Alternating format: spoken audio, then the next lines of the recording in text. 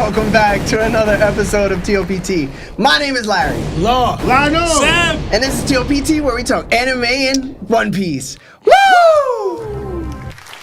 My last intro was pretty dope. Yo, what up, y'all? How y'all doing today? This is episode 247, and we will be discussing One Piece chapter 1177. And yes, this is just another live stream because we were on a previous live that we had scheduled that I messed up on, so I apologize for that. So we are on the right channel, the right video this time, okay? Okay. We will be having two other live streams. We will be having the call-in stream tomorrow, and we will be having the Davies Dark Tournament stream, which would be featuring 4 characters facing off. So the first 2 to face off will be King Harold versus Whitebeard, and then we're gonna have Roger versus Rox. As I've said on the previous stream, don't think these are fair matchups, to be honest, because I know how it's gonna go. But the votes will be voting, and yeah, Sebastian's gonna lead the way on those. So can't wait to have those come through. So thank you to everybody that's on YouTube chat, Facebook, Spotify, and all of the Apple programs. So thank you so much, guys, for being here. If you haven't already, please like the video. I know you like to super chat, but hitting that like button also helps us out a lot. So with that being said, pass it to Seb. Let's say what's up to chat and read the super chats that we missed out on from the previous stream. Yeah, I see a bunch of people in here, so thank you guys. Thank you for being patient with us. Hit that like button, like Larry said. It does help with the YouTube algorithm. I see Argo in here, Wise Life Gaming, Eagles, Judgman, Meatball, Dempsey Roll, Epo, Andrew C, Mr. Prince, Christopher M, Purple D Popcorn, E-Man, Soothing Vibrations, Blank Verse, King Mappo, The Loneliest Celestial, Mugiwara D. Jason, Young Vito, Jeremiah Smith. Just really appreciate y'all being here. We're going to get right into some of these super chats because you guys have been waiting for a little bit. So thank you again for your patience. We got 280 Canadian from Not Jovo, it says. Finally got a job for what I finished school for. Been working construction the last 2.5 years and have listened to you guys almost every day with a laughing emoji. End of an era. Now I listen on my drive to and back from the office. Hashtag Blackbeard is greater than Kaido. Not Jovo, thank you. I'm glad you're progressing in the career that you went to school for. I hope it's everything that you were trying or wanted it to be. And I appreciate the dedication, man. Thank you so much for being here with us. Yeah, bro, I don't appreciate that take, though. Yeah, that crazy. Take is crazy. If you've been messing with us for a while now, you knew that was coming, bro. That's a crazy take, bro. To me, I'm sure it's in reference to the conversation we had the other day. We know. We know. I posted the video today. Yeah, listen, and most people are gonna agree with me, bro. You know it's funny. The loudest people in the chat is gonna be the ones commenting that are wrong. Mm-hmm. But when it comes to an actual vote system, Instagram mostly sent Kaido at God Valley. That's where he stops. Yeah. When there's a voting system, hold on, Larry. People vote correctly. Hold on, okay? Question. What's up? With the gauntlet, yeah. I gotta ask. I haven't done gauntlets yet, and I plan on bringing them to DT soon. You're gonna ask if they go back to full HP? No. Oh. When you say stops here, does that mean they cleared that, but they can't go farther, or they can't get past that, which is being stated by stops? They can't get past that. Yeah. Okay. Yeah. Okay. That's what I thought as well. All right. I was just checking. Yeah, it was like 46% on Instagram. I was just checking. Okay. That's what it is. And there's a lot more comments because people are always going to defend why the 16% say, yo, he gets the Big Mom. Hey, man, I think he gets the Big Mom. Another 9 months at Nakama Status. Crack is strong. From Reset, it says, top stream, Let's effing go. Y'all are killing it out there. Thank you, Rhea. Thank you, man. Thank you. Appreciate you, Rhea. Another 5 from Wise Life. What's up, boys? Been waiting to get topped all day. Crying emoji. Would Roger have become Pirate King without going through God Valley and defeating rocks with Garp? Hashtag topped on top. Hashtag he can dodge it. No, he still would have gone and gotten it. Yeah. For sure. Yeah. You didn't need to battle rocks or Yeah. go to God Valley at all. Yeah. Because remember at that point, we talked about, we discussed, because we all were doing the math on the pod, that he already went to Lodestar. I can't remember if I forgot the name. Lodestar before that. So he was kind of already on his way towards it. Yo, low key, I might say no now. So my reasoning might be different than yours, but I do think there's something that had to be gained from Roger there. Whether it is critical mass, whether it is a deeper bond with Garp, whether it is a connection to Wiper, whatever. Mm-hmm. Like something took place on God Valley that impacted Roger. Because the way y'all said nah, it made me feel as though that didn't even need to happen. And I can't get to that. You know what I'm saying? And then beyond that, okay, so if Roger doesn't make it to God Valley at all, nobody stops Rocks. Is Rocks just a permanently Dami reversing person in the realm of One Piece now? No. That Roger then can't just defeat with, because he doesn't, you get what I'm saying? Like, what does that mean? Rocks would have just been stuck on an island and perished along with it. We don't know that. Yeah. If Emu was like, all right, now I got this guy with me. No, the island was already breaking down. Yeah. No, He would have fell into the You ocean. get what I'm saying? I think Emu, if he has Rocks, Dami Reversing, he's keeping Rocks. That's what I'm saying. Like now, that's his a warrior now. That's like he becomes a warrior of Emu. I don't know if that's how that works. That's not how it works, bro. we got no way to know how it works. No, they're allowed to roam free like wild animals compared to like the actual 3 other covenants where Emu could take possession. But what Lawrence is saying, and what I'm implying, I guess, is that this would be the first time he's had somebody of this caliber under that type of... Yeah. Would he just be like, all right, clip the island? Probably. That was what the game plan was in general. Yeah. But if he can keep Rocks, bring him back to the... I think you guys are saying like Emu would have just kept Rocks, and I don't think that's true because Emu literally said you'll just take out everybody on the island. So regardless if Roger and Garp wasn't there and defeated him, he still would have just rampaged and just disappeared with the island. Yeah. He would have been gone no matter what. That's fair. I have 2 stupid reasons. One of them's actually kind of serious. The first reason, which is the serious reason, I think that Roger needed to see Emu in order to know what the One Piece was talking about. And this is the reason why he created the great era of pirates. That's the real reason. The second reason, maybe he doesn't... Well, there's 3 reasons. The second reason is maybe he doesn't go after the One Piece because he no longer knows if Shaki... Because Shaki would have just perished, right? If Shaki doesn't get saved... because they're the ones who ended up saving her, then he would have just felt like the love of his life just disappeared. Like he wouldn't have that closure that he she's would. railing. Yeah, he would have always thought about her, and he would have lost some of his will, and he probably wouldn't have gotten to the One Piece if we being real. See, I was gonna use the Rayleigh piece in a different way. The Rayleigh piece fits as well in the same category because remember, y'all like to say that Roger wasn't beat over her the entire time, or like yada yada yada. He knew he was setting up. No, he wasn't playing 2-mans, bro. He was literally like, yo, I'm looking forward to like actually being with her. Even while Rayleigh told him, like, yo, she got a thing for me though. Because even he was upset. Roger said, I gotta see her choose. Basically, yes. That's what he said. I gotta see her basically choose. what happened. But he saw that and said, Yeah. As real as what you guys are saying though is, but remember the year that Shaki got, like, I'm saying maybe not the year in, but they're in that time frame where Shaki disappeared because she got kidnapped by God Valley and they couldn't try to find out where she was. That's the year he went to Lodestar. So he was still achieving his goal, his dream, what he wanted to do. But this is what happens with Shaki's loss. It not only affects Roger, but it affects Rayleigh.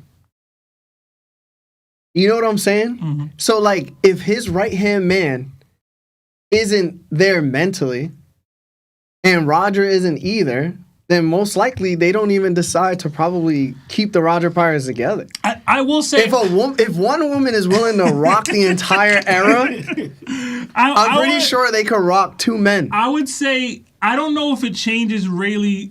How do I say this? It might change Rayleigh fundamentally. I don't know that it'll impact Roger's journey, but it might impact his willingness to do things like for Luffy and stuff. Like, you know, like he might just become so. What's the word I'm looking for? Like, it'll change who he is fundamentally. Like in the Rayleigh that we know, he's with the love of his life, whatever, right? If Shaki is removed from the board in that way, they don't go to God Valley, she's gone. Is Rayleigh still like, yeah, man, like I'm chilling, doing my thing, waiting for this Straw Hat pirate come, et cetera, and do the stuff to train them? Like, is he still so invigorated by that stuff? Or is he like, oh yeah, we made it to God Valley, we made it to Laftel, we found the treasure. I just don't know if like, it all right, so willpower happens to be something that has to be reinforced through evidence. You have to put yourself in a position to reinforce that. But when it's lost, I feel like that's the hardest battle. We saw that with Luffy after losing his crew. You know what I'm saying? Like, he needed somebody else to support him and be like, yo, it's still there.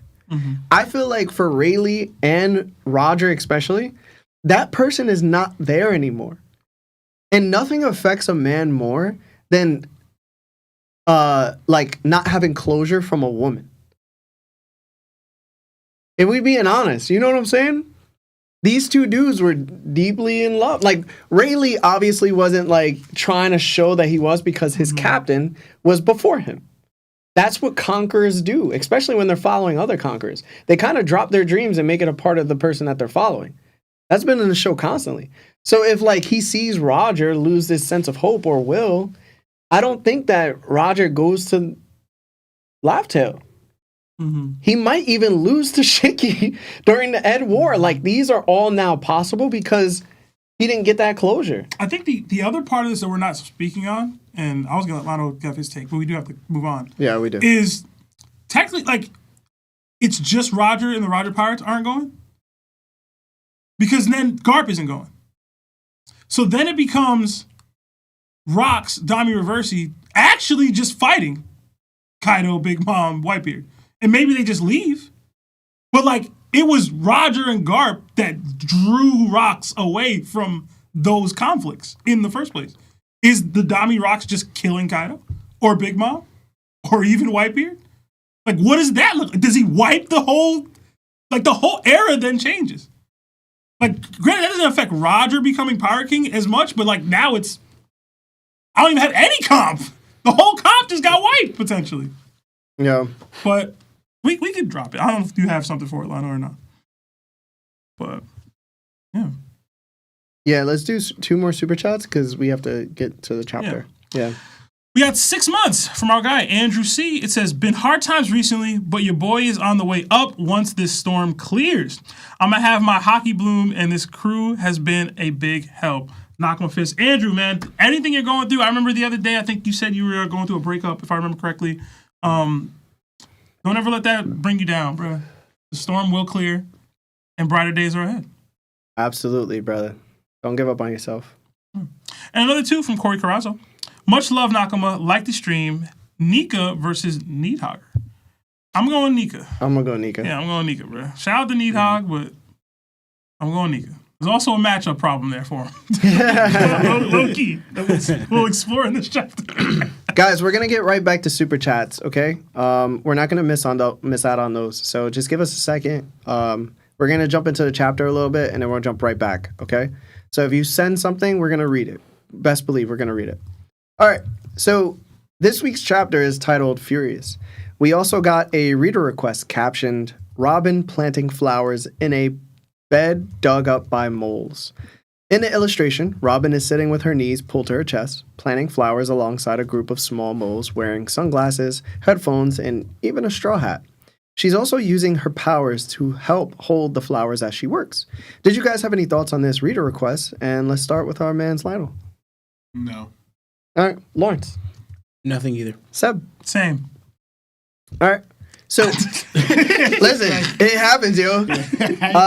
I only thought I had about the reader request is that it might be subtle foreshadowing. So, specifically the mole all the way to the left, the one wearing a straw hat, is also holding a hammer. You could probably see where I'm going with this. For those who don't, I think this could be hinting at Luffy eventually picking up Ragnar and using it against one of the Holy Knights. And if that happens, I can't help but wonder, would it give everyone that same feeling when Captain America lifted Mjolnir against Thanos?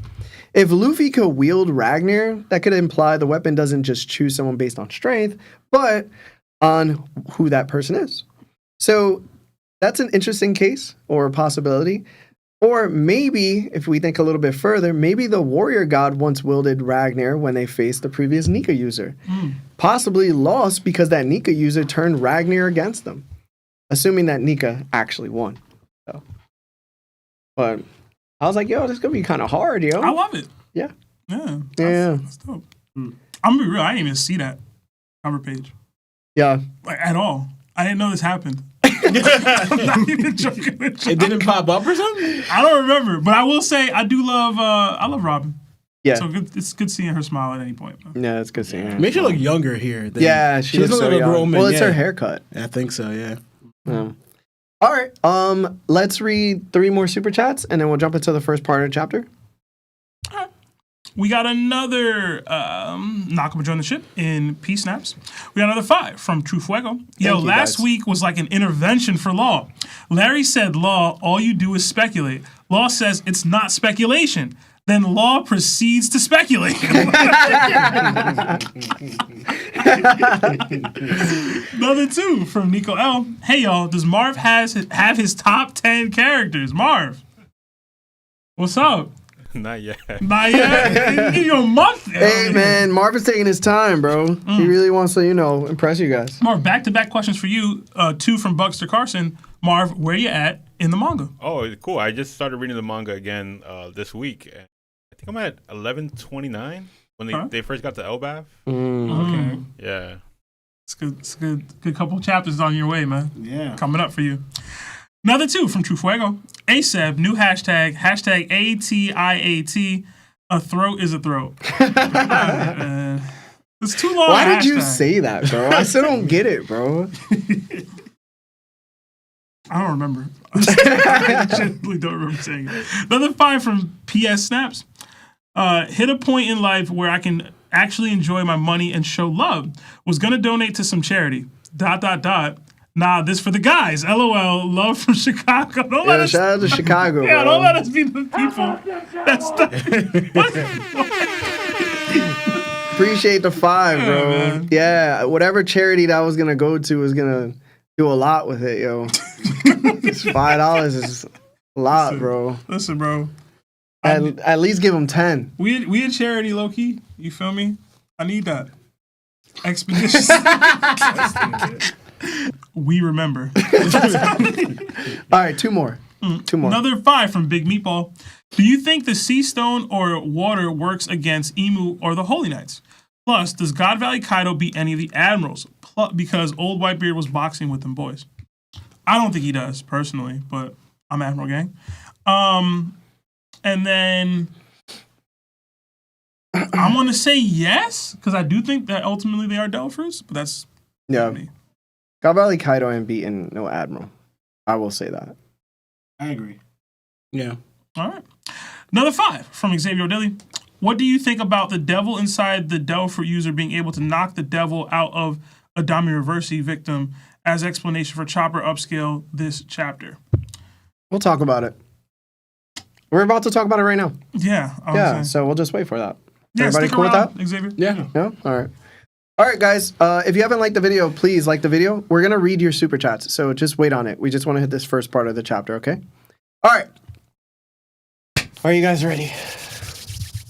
We open up the chapter in the Western Village, where the giant children, who were hostages of the Holy Knights, are being escorted to safety by their parents. Colin, however, he's resisting because he wants to witness the new giant warrior pirates' take on the Domi Reversi giants. The Domi Reversi giants call out to their captains, Dory and Broggy. Actually, we've been saying Broggy wrong. It's Brogy. Dory and Broggy, urging them to return to their side. They tempt them with enhanced strength, regenerative bodies, and the so-called freedom of being unbound from the concept of evil. In the chaos, one of the giants pierces straight through Dory's shield and into his forearm. Even after taking the hit, Dory mocks his opponent, calling him out for submitting to a new master instead of taking pride in being a giant pirate. Dory, Brogy, Haruden, and Stanson all stand firm, denouncing them as empty-headed fools who should be ashamed. We then shift to Team Chopper near the lift. Someone shouts for the fighting to stop, reminding everyone that they're comrades. They can't attack DDT and Rhodes. But we quickly see the conflict firsthand as DDT and Rhodes pressure Kashi, accusing him of making excuses to avoid fighting them. They try to convince him to accept Domi Reversi, promising him an undying body, while also taunting him, suggesting he wouldn't be able to attack them even if he tried. Chopper panics, thinking all of the Domi Reversi giants had already been dealt with. He yells to Kashi not to let himself get surrounded, warning that he'll be turned if he does, and that he has to fight back, but Kashi refuses, saying he can't bring himself to harm DDT and Rhodes after decades of friendship. We cut back to Brogy, who faces his comrade Gantonio, also under Domi Reversi. Brogy says he has something to get off his chest after all these years. In the middle of Brogy speaking, Brogy cuts Gantonio clean in half, referencing how he always took half of his food whenever he asked for a bite. Gantonio apologizes as he falls. From there, the battlefield erupts. Haruden uses Gungnir to punch a Domi Reversi giant in half. Dory unleashes Ikoku Sovereignty, splitting another. Stanton follows up with Giant Trauma, doing the same. Zoro joins in with a devastating three-sword style Red Ogre Mega Rage, slicing a giant into countless pieces. Despite the brutality, they point out that the Domi Reversi giants won't pass away from these attacks. Yarul watches in horror, commenting on just how fatal these techniques are and how disturbingly eager everyone seems to be to use them. Back with Team Chopper. Chopper urges Kashi to run, but Kashi still refuses, insisting he can't hurt his friends. Giban steps forward, ready to fight, while Chopper takes a rumble ball and transforms into his beast form. He charges in and smacks one of the Domi Reversi giants, yelling at him to snap out of it. The giant laughs it off, claiming it doesn't hurt. But before he could finish, a dark, shadowy figure bursts out of his body from behind him. He collapses, and just like that, the Domi Reversi effect is undone, returning him to normal. Chopper and everyone else has no idea what he just did. And that's where the first part of the chapter ends. So, let's hear Lawrence's thoughts to start this out. Okay. I thought it was funny, Colin. All this stuff's going on, and you want a front row seat to because he kind of wants to be one and considers himself one, not the whole new generation of giant pirates where they're not warriors.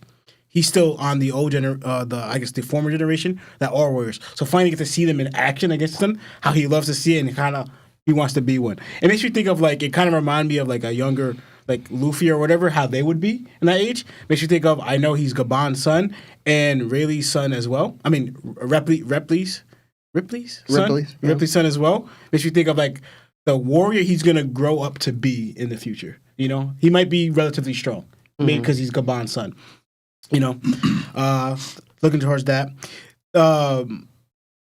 The words that these the giants under Domi Reversi, what they say, it makes me laugh because we have Nika, the warrior of liberation and everything, and they're saying right here, enjoy the feeling of liberation, unchained by any concepts of evil. I was like, that statement was weird to me because coming from Emu, you're legit forced to do this in slavery for Emu, right? But then any concept of evil and liberation from it was I wish I could dissect this more or understand this better from their aspect of what this feeling is, because it relates to what we know of Nika when he's the warrior of liberation, legit freeing people from people like Evil who are forcing people into slavery.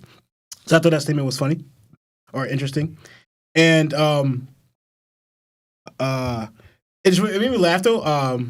How you say the name? Brogy? It's Brogy. Yeah, Brogy. Dory and Brogy's response to this is dude, you guys were literally just underneath these things. How are you gonna come on them? You guys should be ashamed from yourselves for this. It's what? Yeah, what? You guys just got snapped out of it because you guys knocked each other out of it out of unintentionally hitting yourselves. So yeah, it just made me laugh. And it just shows the crazy strength that they it's showing that their shields are not working at all. because Dory's shield just got straight stabbed right through to his forearm right after this, right? And yeah, so this part here. This part made me laugh because also we all kind of experienced this in our childhood. The whole, because he said, "Yo, I got one gripe with you, bro. We've been friends for years, and it's like every time you wanted a bite, he was holding that." You know, giants, like, they live long, bro. So he been holding it for like 60 years. No, it was 100 years ago. Yeah, because that's the last time like they were together. Yeah. He's trying to be generous. Every time I offer this guy food, man. How do you remember that? But don't remember how they started fighting on Lil Garden. Right. That makes sense to me. That's petty, bro. That's how. So much it must have bothered him. It makes sense. How much it bothered him. That's what I'm saying. But it was one of those things where, like, you know how, for example, remember Beggies? Or when people were like, can I get a sip or they get a bite and they'll take like the biggest bite ever, or they'll keep drinking. It's like, yo, you said a little bit, you said a sip, and they keep drinking it. It reminded me of that moment where we all try to share with our friends and they take way more than what they said. They're supposed to. Yeah. Take. So that had me dying because it was relatable, right? And the fact that it's like that yogurt incident. I gave him the yogurt first. Right? At the end of the day, I gave him the yogurt. It's like when you cook for a bunch of your friends. And I don't know, man. For whatever reason, they decide to troll you and pretend they sneezed on the food that you were about to eat. It's like that. After you served everybody else. Yo, bro, that's so funny. We had so much fun in our childhood, bro. And the fact that he had this as a fuel to like do this death blow, this fatal blow. Bro, I've made it up through the years, bro. All right? Let go of that trauma, bro. Stop dumping it, bro. Now we get that in reverse. Sebastian be like, yo, I made all those burgers for him. And you that was like 12 burgers. Like, I was feeding all of y'all, bro. Sorry, bro. Yeah. It's gone, bro. It's in the past. Worry about the future. You can't drive a car looking backwards. You almost have to at all times. It's not the mirrors. Like how you drive. Lawrence Food. Anyway, in all these attacks, is how devastating. To me, the one I look the most, because I'm looking at all of them, is Zoro's attack. Looks so like crazy. Like I said, terrifyingly fatal. And it makes me think, is this how much, and I'm just including Zoro here, I'm including the Giants' attack as well, in this statement I'm about to say here. It makes me think how much, I guess, regularly they're holding, it makes me think how much the warriors or fighters in One Piece in universe are holding back in general. Because, like, sometimes it makes you think, are the bodies just weaker? But it's just the undying body and they're stronger. But they're getting destroyed right here. It's just like, to me, it's like people cutting loose so much because what they're up against, that they're doing these crazy ones to destroy a body, like, as strong as University normally, right? So imagine, because remember, the whole point is, like, even Ja Rule says it, it's like they seem kind of too eager. It made me think of, like, we could finally cut loose, like, all of them. We could actually do an attack without holding back nothing at all. Mm-hmm. Like, we could give everything we got in every single attack, right? Well, I kind of feel like you're mostly in the One Piece universe. Maybe they're fighting, but they're also holding back a little bit, to, like, for whatever reason. But this one, like, we don't have to, because in order to save them, we kind of have to, or we can, go everything out and not worry about we just took a life here, because they're going back. So we're seeing, like, the power into it, because of all those Zoro's attacks, I've never seen one that did this much damage to someone's skull like that. It obliterated this dude's skull, right? I was like, what the heck? Like, you know? So it's like, it was just crazy to me on that aspect. And for the chopper thing, before I end my turn, I was so puzzled about this because, like, what just happened? Because we all, it's funny because we're comparing it. What reverses down reversing is these fatal things that would normally take out a person is what reverse it. Chopper does an attack almost like in a comic relief thing, and the guy even mentions it doesn't even hurt. It doesn't even then this gets flipped, right? So what? So it wasn't a fatal blow. So what caused this guy? Because you legit see the little thing I guess that has inside them get knocked out of him. It looks like I think they called it a Heartless in Kingdom Hearts. Mm-hmm. Mm-hmm. Okay, so yeah, it does kind of look like that. Yeah, a heartless, I guess, right? For lack of a better term, until they define it, gets knocked out of him. And I thought it was one thing I thought was very interesting too. Before I finish that point, when I was watching this, because you see the horns in his front, I was like, wait, hold on, is this guy have ancient giant's blood in him? Right, because the horns are in front, like Loki's and Harold's.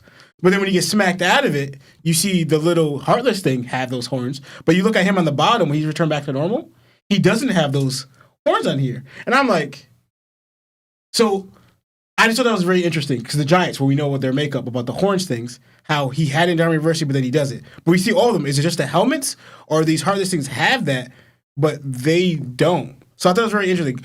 I'm not saying they're giving them ancient giant traits, but I just thought that was interesting, the horns there or whatever, right? Yeah. Also, I didn't realize Chopper was this bigger than freaking giants out here in his form. Like, I knew he was big, but it's one thing being as big as a giant. He's bigger than them.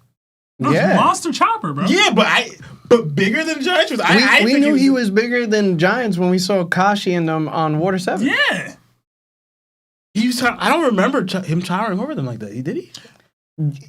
Yeah, bro. When we looked at them in comparison to size, absolutely. I must have been big like this, bro. Yeah, bro. I must have not remembered it. I knew he was monster huge. Chopper for him? I remember he would be huge, but I guess remembered how big he was. Even Kuma used to look up to him like a lot. Oh shoot! I guess I didn't realize that. But anyway, right. So the thing I want to get into real quick, I thought of two things. I know I alluded to like the pure heart thing before because I believe Chopper's kind of pure heart, but now I'm like, I don't know if that's enough for this case because one hit does it. It would lessen it if it was the pure heart thing. So that's what I thought of before with the whole Luffy thing and whatever. But to me, I don't have a crazy theory or anything like that. I know you guys probably are more of the theorist than I am. I wonder if it's Chopper's ability. I know people thought like the fruit. I think it's just Chopper's ability itself because he has the human fruit, and I feel like the Down Reversity kind of takes you out of. Being human in a way under Emu. So I wonder if this is tapping into maybe even Chopper's awakening or whatever. But I thought of it, wonder if it's Chopper's special case because his fruit is the human fruit. And he took the rubber ball and it kind of like enhances. He's even more human. Yeah, I guess so, but like being more monster. He's even more perfect. Right? So it's like, I wonder if that has the effect. The human fruit, is it almost like a counter because Emu is flipping people from being human into these monsters, where the human fruit is like, I guess, I don't know what it's doing, but that's what I thought of. Yeah. I don't have any special theory to back it up, but that's what I looked at too. But listen, man, all I heard was Queen upscale.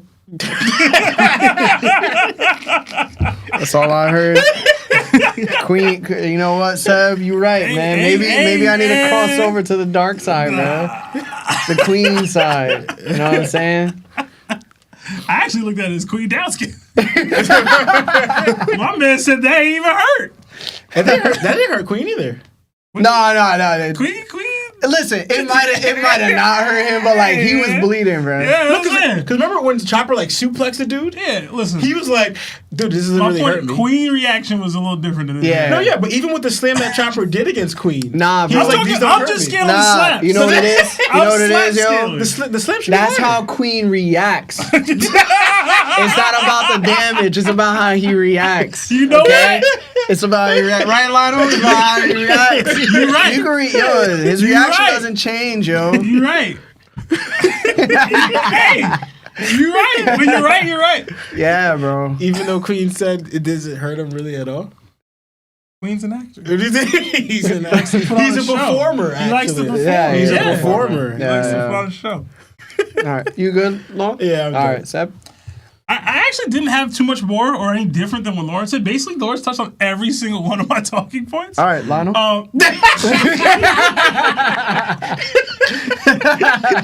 It's so funny. Marv actually changed the camera. Nah, go back, Seb. Go, bro. I was serious. I was serious though. I will say just to slightly, I don't want to say counter Lawrence's point, but your thought process about the Giants feeling like free from the guilt of doing evil acts. I understood it as that Emu's releasing them from what would normally reserve them from doing anything like this. You know what I'm saying? Or taking joy or like they're like alleviated of that of their restraint. conscience. Yeah, Of their conscience about so doing better. Okay, that's I the got you. freedom he's allowing for them. Like obviously it's the opposite of Nika's freedom, right? But what was up? I was just thinking like Emu is just like this like sadistic, erotic person who's Bro. like, yeah, you a bad boy. Okay, so you're joking, right? It's like bad boy But entertainment. you know what I Take thought? that. Do you remember Xerxes from 300? Yeah. Yeah. That's Emu. Come through. Yeah. I don't make you kneel. Yeah, you know what I'm saying? I don't bro. make you Stand. stand. He's like, Just kneel. he's saying the burning The of burden standing. of standing. When you could just kneel. You can to just me. kneel. Yeah, bro. So these people are kneeling or whatever. You can be as bad as you want. I thought the same thing about Colin. He wasn't the only one though. There was another child, Oh, yeah? this other kid, who was also like, "Oh, what's that? What's going on over there?" Oh, yeah, so I was yeah, like, yeah. "I bet, like, we got some. There's a couple more Collins. That's the kid he was battling. They That's the scrapping. That's the kid he was battling. Yeah. That's the kid he was battling So for. at the stuff. minimum, I thought I liked what Dory was saying about look at how you submit to your new master, right? Because of what Usopp says later in the chapter, I thought it tied in well. But I'll like save it for that. My little not breakdown, but my further thoughts on that piece. I did think like it's a element that's happening in this arc a lot that we're not. I guess now Oda's bringing it to the light. Like this is what the arc is about. Yeah. This control and like being subservient / like using other people to do your bidding kind of a thing. Where like Elbaf warriors don't do that. The pride of Elbaf, so much for the pride of Elbaf Giants, they wouldn't do anything like that. So I like that part of it. And again, I'll dive a little deeper into that a little later. Gabon chilling on the floor with the IVs. I thought that was so funny to me because I'm just like, one, like I know, how do I say this? Chopper just be having all these tourniquets of blood. He didn't go back to the ship. Like, you know what I'm saying? He milked it out of himself. That's what I'm saying. Like, where are you keeping this? In his fur or He something? got full IV with bags and all that, just ready to go. I wouldn't be surprised, low key, if he had like a O type blood type, which because he's, you know what I'm saying. Yeah, I don't know. I mean, it wouldn't shock me, but it's just funny. Like, I feel like in the realm of One Piece, we can easily get that explained, where it's like, yo, Chopper has like a thing that can, like a capsule, Yeah. to be like, boom, and I just have all the medical supplies that I need. But like, whatever. Doctor's first aid. Gabon is like, yo, where'd you get this? It's just funny to me. And then the same thing Laura's was saying about like, yo, dude's really Imagine like Gabon was like, you ain't ask if I was a Jehovah's Witness.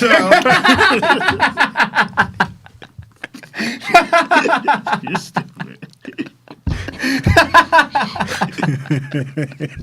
I mean, Chopper should step up his game. Yo, bad doctor Oh my skills, God. bro. Bad doctor skills, bro. You know what I'm saying? Yo, I watched this one. Oh I saw my this God, clip about bro. a hospital. That's why, and they had to ask him because he had a Jehovah's Witness chain on that said no blood transfusion. Yeah. So the dude ended up dying because of it. So serious. Why? I blame myself. Yeah, it's for your fault. bringing up the tourniquet. It's absolutely your and fault. the Yeah. IV, bro. Yeah, bro. There's ways to do bloodless transfusion though. Yeah. Listen, we don't gotta link. No, there is. It's I've it's a never medical heard of practice. that. It's a medical Nah, practice. it's a medical In That's crazy. Englewood Hospital, they do it a lot. Yeah. Like they're known for it in Englewood Hospital. You know where I learned about that? Scrubs. Dr. Cox. Yeah, I didn't know about that. Anyway, I was. The more you know. Yeah. I'm trying to get through this, man. All right. In terms of the rest of this part of the chapter, I was like, okay, cool. Like, the Giants are taking these people out. I was kind of shocked that Haruden just half the dude. Oh yeah, With I that was like, punch? what kind of? I was like, maybe I gotta stop sleeping on Haruden or whatever. Nah, don't. Listen, he just Keep halves the sleeping, guy. bro. Zoro's attack looked dope. Every time I read Mega, I do read it as Make Elbaf Great Again. Just because. It's just, it's all I read hilarious. there.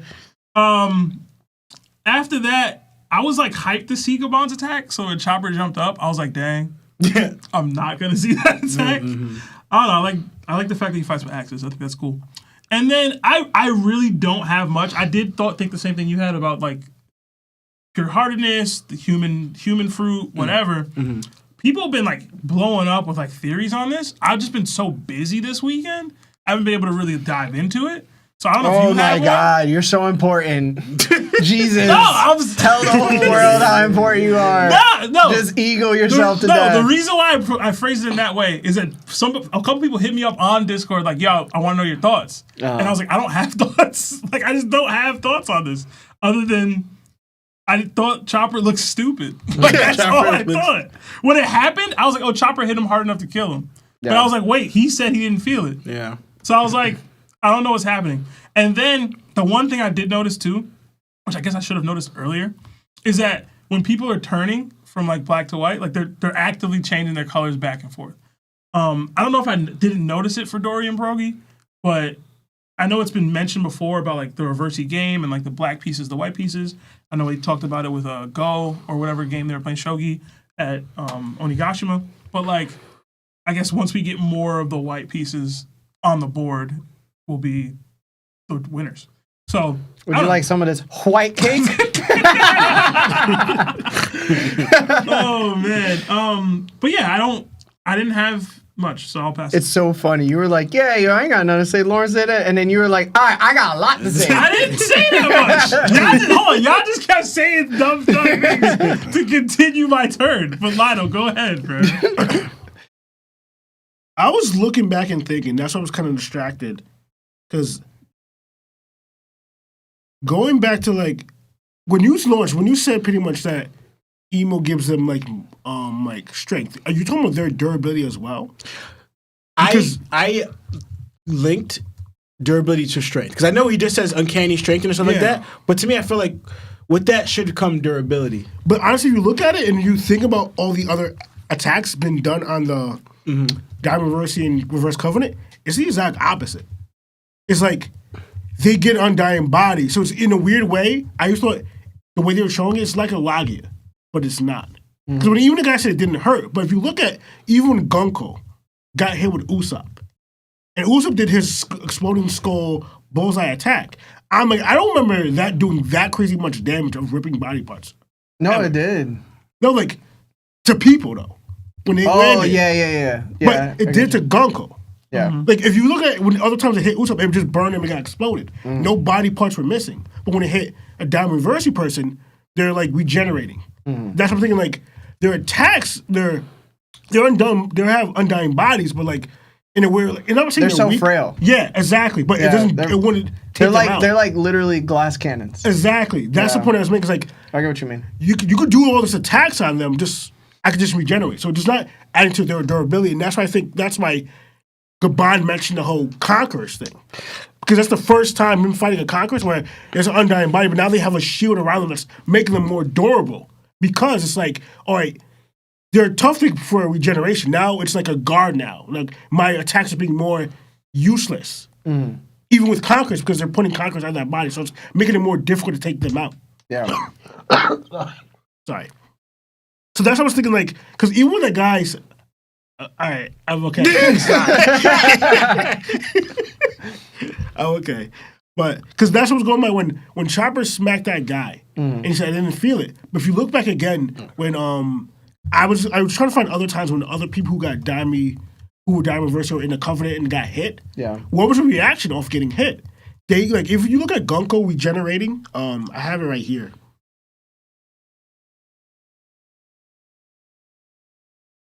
I just had it. Oh, no, I'm sorry. I'm on the app when I did it. A few months. I know. Yeah, yo. But yeah. So, You gotta start reading the chapter man, and this is title, gonna be. you know what I mean? The panel, bro. Yeah, bro. So, like, right here, if you see Gunko get hit, What chapter is this, brother? it is... People watching at home. Yeah, bro. They can't see your phone. It's 11:46. If you go to 11:46, when Usopp hits Gunko, Gunko doesn't have a reaction after she's feeling pain or anything. I know it's Usopp. Yeah. It's like his attack. But the fact is, it still did damage, per se, of the Summers says it hurts. Huh. Summers does say But it I'm thinking, hurts. who did he say it to who, though? I believe he did say it when Gaban attacked And that's him. the point I was making. Okay. Because Gaban is a Yeah. conqueror. So, like, Right. he has more of an output of attacks to affect general. So it doesn't hurt if you don't have conquerors. But when you do, it does hurt. That's what I'm trying to link, like the difference. Because Okay. that's what I'm trying to find somebody, right, who's not a conqueror, who did an attack on somebody who could generate in that aspect. What's the reaction? Yeah. So far, I have two. I mean, it's not a strong argument. It's not, but I have Usopp and I have Chopper, who are not hockey users, and their response was that. So that's what I'm trying to think of the newest chapter, with the guy who Sanji hit. Killing him. Yeah, I gotta see if he has bruises on him. We're gonna go to the newest chapter when we get to it. How much effect that he actually had on how much attack that Sanji had on him? Because we don't know if Sanji's conquerors yet, but he most likely used hockey involved. Yeah. So I want to know if that had more of an impact on the generation than their attacks. Gotcha. So that's what I'm trying to figure out. Yeah. But again, I don't understand it either fully. Like how Chopper smacked because I thought too same thing. Like the Chopper hit him with the claws, like because those are claws, right? He has not his hand. No, that's just his hand. So that's why I wasn't sure because I thought maybe they turned the claws and he stabbed or whatever. But Lawrence said no. It looks like he just smacked it out of him. Yeah, he just smacked. He's a smacker. Because No, what is that? That's not funny. That's not even meant to be funny. You guys are It's a smackers. smacker. But that's true because you didn't see any skull marks ripped from his face. So that's what it looks like he just. I don't think Chopper knows how to punch. What? No, he punches in Monster. Not Monster. What's that gorilla one? He has No. a, martial he has the a martial whole art kung fu point, bro. But he doesn't punch in that. No. He has hooves. No. He has hooves. Yeah. So because he has hooves, he doesn't know how to You're close his saying hand. that Chopper can't No, close but his fist? the ones he had, the ones he can make a fist, he punches. I've never seen Chopper punch somebody. Yes, you have. All right, you gotta show me that. You gotta show me that. You gotta Yeah. show me. Because now I got a theory he don't know how. All right. Mashing, you have to go to the one when Frankie and Chopper fight Oris. That's the only one I can think of. Yeah. But so. But that's my counter for the whole. He didn't feel it because it's regeneration and it's Chopper. Okay. Like, he doesn't have the hockey. I don't think you need to regenerate from this attack, though, from Chopper's attack. No, that's what I'm thinking. Like, you don't need to regenerate really from Usopp's attack, really, but Gonko would generate it. So that's what I'm trying to get a fully understanding. In this mode. Yes. Wait, is that when he has hands, right? He has. There's a version of him that has hands. That's what I'm saying. Did Yeah. he land the attack? I don't know, but he does punch. He does, in this go mode, to bro. Oris, go when he punches fights in Oris. this, like he does punch, bro. I'm gonna prove it. I'm gonna prove it, bro. I'm gonna go through every Chopper panel, and he's punches. always done this, bro. Bro, this is first. What are we doing, bro? It's like first episode you see him, bro. They should have combined this mode with the monster mode. Punching, Yeah. Because that one Chopper mode, he's ripped. Monster mode, he has no muscle definition. Imagine Monster Chopper with the muscle definition of that human mode. I thought it would be better if he did it with Kung Fu Point. Bring the real Monster Chopper back. I want some ODs, man. OD is Tired. crazy. Anything else, Lionel? Yeah, just a little bit. I was gonna say I was looking at their attacks. That's what I was going with them. Like when you go not holding back and stuff. To me, it's just how are all these shots taking these out? Like that's why that's kind of bothering me though. Like I know they're not holding back, but to me, not all these look like fatal blows to me. You ever got hit? No, you get me, but A punch that could split your body in half? Some of them the one attack that Soko Sama to I guess it's applied. Hajulin's gun gear, that's to me it's that's not taking out down reversey person. I could be wrong, but he just punched person. You trying to tell me in real life? Go. I know it's different. Lionel saying I could be. You're wrong. You said I'm saying but my point is but again, it's down reversey though. They're more fragile. I get what you're trying to say. Do that to him. You're seeing no, the proof. my point is no. My point is Live. but my thing is we saw Dory do that attack and cut a fish in half. Right? We've seen it. So that's the nature of the attack. It does it. That's that nature. Yeah. I don't think Hajun has a power to punch somebody in half that. You just got proven wrong. No, that's different. You can't use it. The You're hammer. telling me you don't believe something that's No, actively but that's happening good. It's in the panel, different. bro. It's different because they're in generation form. But you're also not adding like I said, not holding back. You know, his goal was to punch through that. Where a normal person, I'm just trying to knock you out. But this was I'm trying to rip you in half. You know what I'm saying? But what about the hammer guy? He's swinging with the intention to actually kill this But person. the hammer person, exactly. even the guy in the bottom with the mallet hammer thing, that could hit somebody, that could cut somebody in half? The only real one? I mean, No, wait, give me. The only one that looked more logical to me, besides Dory's attack, Coco Samanti, whatever, is a Mega Rage. Because Zola went straight for the head. Like, that's a lethal, like, you know, you're done after that. Yeah. Like, that was focused. Like, that's the first time Zola did an attack that landed, like, went for somebody's head. Every attack that Zola does is the body. That's the first headshot Zola went for. Mm-hmm. And that's like, it makes sense to me. All the other ones, to me, doesn't. Besides Dory's. Yeah, bro. But, like, I don't know. Like, I mean, I'm looking too much into it. Because I know, like, when we see these hit on a regular person, I bet you're not going to be taken out. They're going to be alive. They're going to be like, nah, but they're not that's going what to I'm put saying. this much, like, lethal force behind it. That's the thing. But there's a comrades, but they're doing it. And the real they're doing it to save them. No, but Lionel. then, my point is, how you not going to do the same energy of an enemy who's trying to take your family or trying to take you out? That's my point. But we're not going to see the same effect. Well, that's my point. It's like the Dimerversy adds to it, though. I get what you mean. Yeah, it's like, again, like... You know what Lionel's having a hard time realizing? What? I'm not saying anything. The fact that Domireversi probably ain't as strong as everybody think it is. And all it does And is he, give... and he getting in a different way than I told everybody else. No, but it also does matter on the vessel. We talked about that. Like, That's the what I'm vessel, the person whose strength is going to enhance it. That's why. For sure. That's why. For sure. Rocks was so special. For sure. All right. I'm done. Yeah. All right. Listen, man, I'm honestly getting a bit impatient with the Domireversi Giants, dog. It's starting to feel like we drifting into manga filler territory. That might sound a little harsh, and I get that. I'm not going to lie. But at this point, I'm just not interested in hearing the same repetitive internal conflicts about them. And their friends. I don't care, bro. Let's get past this already. As for the giant who broke through Dory's shield and injured him, I want to be clear. This is not a Domireversi upscale or a Dory downscale.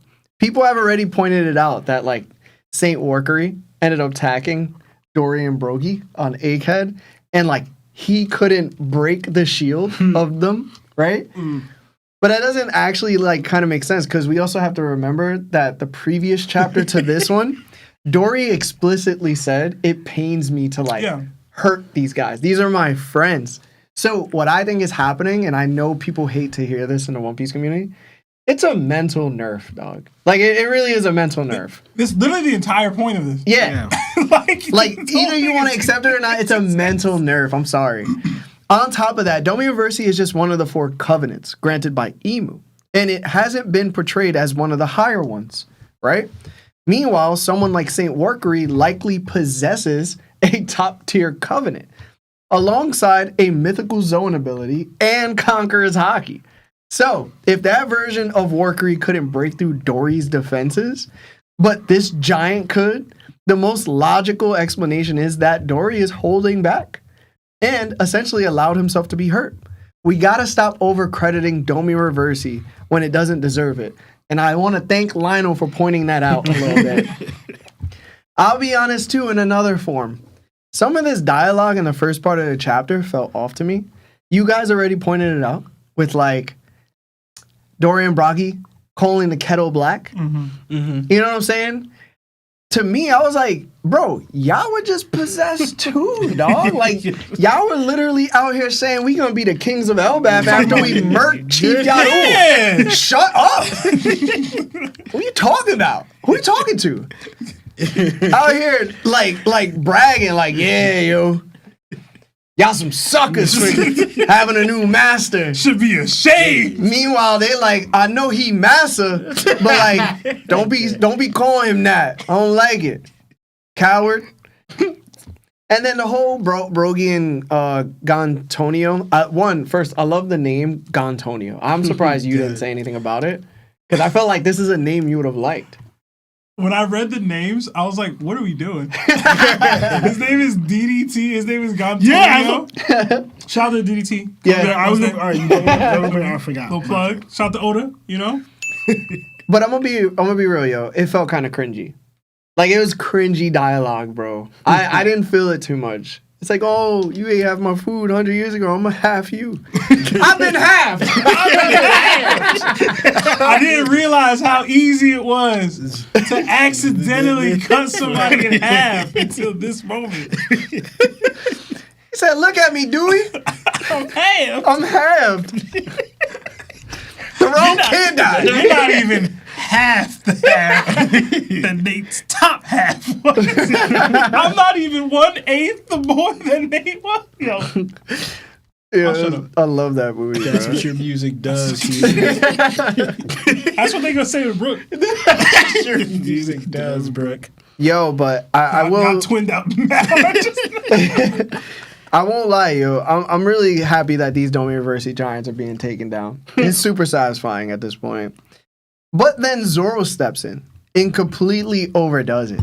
He slices that dragon into pieces like it's overkill on another level. Yeah, for a second, I was like, yo, I think he might have took out this giant for good, yo. Yo, imagine. Yo, I'm not like, yo, yo, I literally was like, yo, did he use Conqueror's Hockey too? Because this is over for this guy, bro. Yo, imagine. I was like, yo, it's done, yo. Hey, everyone just stops. It's like, oh. Yo, Zoro, yeah. this guy didn't flip, man. Why he not flipping over? I think mine is broke. No, you broke it. You killed a man. Zoro killed the guy. Yeah, he already killed the guy. I've been meaning to talk to you about that, Zoro. You might want to lay low for a while. Immediate beef. But yeah, man, that was crazy, first of all. And I do want to point out, because somebody pointed it out on my stream, Dory is actually, or might be the first person outside of Big Mom to use Ikoku sovereignty, which is basically that move just with one person. Yeah. Everybody else we've seen, like, you know, the Kokuku and, you know, the other one that Roto... All three of them did. That was really dope, by the way. Mm-hmm. But this was pretty dope to see, like, that get called back to. Right. But the Chopper and Kashi segment was okay, and I really like the names of the giants. We might have a bit of wrestling inspiration from Oda. Obviously, DDT, and then Rhodes, who's, like, a really big wrestler right now. But the real standout moment was Chopper. That scene was insane. For a while, the community has speculated that Chopper might actually be the Forest God. His Devil Fruit has always been mysterious, right? It's one of the Hito no Mi variants, but unlike the other three, he doesn't have a confirmed model. There's no name. Everybody else has a name, though, that has a Hito, like Sengoku Yukimaru from Wano, which was the fox, and then Luffy. So... there's also the lingering question of why Blackbeard went to Drum Island in the first place. Mm-hmm. What if it was connected to this fruit, which many people have also speculated, right? Now we're seeing Chopper and Monster Point physically strike someone under Domiverse and seemingly expel or suppress the dark force inside them. That's a huge deal. If we go back to the mural, it says, like on Elbaf, it says, within the second world, within the void, there was breath. The forest god tamed demons, and the sun spread the fires of war. What if Chopper is that forest god, the one capable of taming demons? If that's the case, this could be more than just a power-up. Could Chopper counter Imu's covenants entirely? Meaning, he could smack the dark force out of this covenant, and then the users who are still under Domiverse can keep its undying body effects. That would be crazy. And they don't don't think that's flip. the case. And they don't flip. We don't know because Chopper hasn't mastered this technique. He's a doctor. You know what I'm saying? Also, could he free people like Gunko right now if he smacked her? What are the five fingers in his face? And if Blackbeard knew about this fruit, right? If Blackbeard knew about this fruit. This is funny because he's a doctor. I can save you and just smack you. Just pull it up to them and say, come take your medicine. Come take your medicine. Smack. Hand too strong. Oh, man. But if, like, put it this way, I wonder right? how Brooke would feel. If Blackbeard knew about this fruit, if he understood what it really was, what does that say about his larger plan? How did he even come across this information? Was this one of the fruits Rox was actually looking for? Instead of the Nika fruit or the Nidhogg? Because he did want to come back to fight Emu. He didn't choose to fight him right then and there. You know what I'm saying? You know the craziest part about this is too? Is that, I don't know if y'all remember, way back in Fishman Island, I think, when Jinbei was giving them the breakdown of like what was happening over the 2 years, and they said what was happening with the Blackbeard Pirates, what was Chopper's reaction? What'd you say? Are they after my fruit? Like, that was his reaction. And then they're like, why would he want your fruit? Yeah. So it's like, if you Crazy to set that up, bro. That's crazy. Chopper might know something, bro. Yeah. He's not saying anything. So there are a lot of questions here, and Chopper might have just become way more important than we ever expected. Yeah. So That'd be crazy. I wouldn't expect it from Chopper. yeah. I mean, listen, man, I don't expect it from Usopp. No. it makes me think of, like, you know how, for example, like, unknowingly and secretly, like, Brooke's ability was like a counter to Big Mom's. Like, that scale, it's like almost in the same way where you have Chopper, someone unexpected, is a counter to Emus. Yeah. You know? Mm-hmm. So, yeah, Seb, let's jump back into super chats. Let's do the larger one, and then we'll do like 5 super chats, and then we'll jump into the second part of chat. Yeah, we did get a really big super chat that came in, $50 from our guy Birdman. Birdman. It says, just because I appreciate y'all and you inspired me to chase my dreams, thank you again. Thank you, Birdman. And whatever you're dreaming, go after it, man. Yeah. 100%. Yeah, don't stop. Do not stop. Don't stop. Forever. You gotta keep chasing, man. Listen, if you think about something that's legal, you should do it. Don't let the legality stop you. Just do it. Do it! Nah, seriously, just do it, bro. Like, for real, like, a really special story that actually happened recently was with one of the guys' brother, Miguel. Like, he's been thinking about something for a long time now. He kept, like, talking about it and trying to convince himself, like, how to make this work, how to make that work, and never took that step. And then he ended up calling me, and I told him straight up, I said, yo, I think it's time, brother. I was like, yo, you could waste time. You could be years from now, and you're going to sit, and you're going to think to yourself, I should have just took that step. I should have just did it, regardless if I failed or not. And now he's, like, full-blown doing it. He's, like, on a full steam. He's called me at least more than a couple times now just to ask, like, what I think and what could be done. And, like, it feels so good to see, like, Miguel with that type of fire right now, because, like, he looks like he's, like, locked in with it. Like, he really believes it could be successful. And, like, he's doing it by himself. So as long as you do it, you're not going to have regrets later. That's all I'm going to say. Do it! Yeah. Just do it! We got another 8 months at Warlord status from Saucy12. It says, on chapter 235 of Gantz, K finally started to act like an MC and have conviction. But most characters are still stupid besides Kaze. He's dope.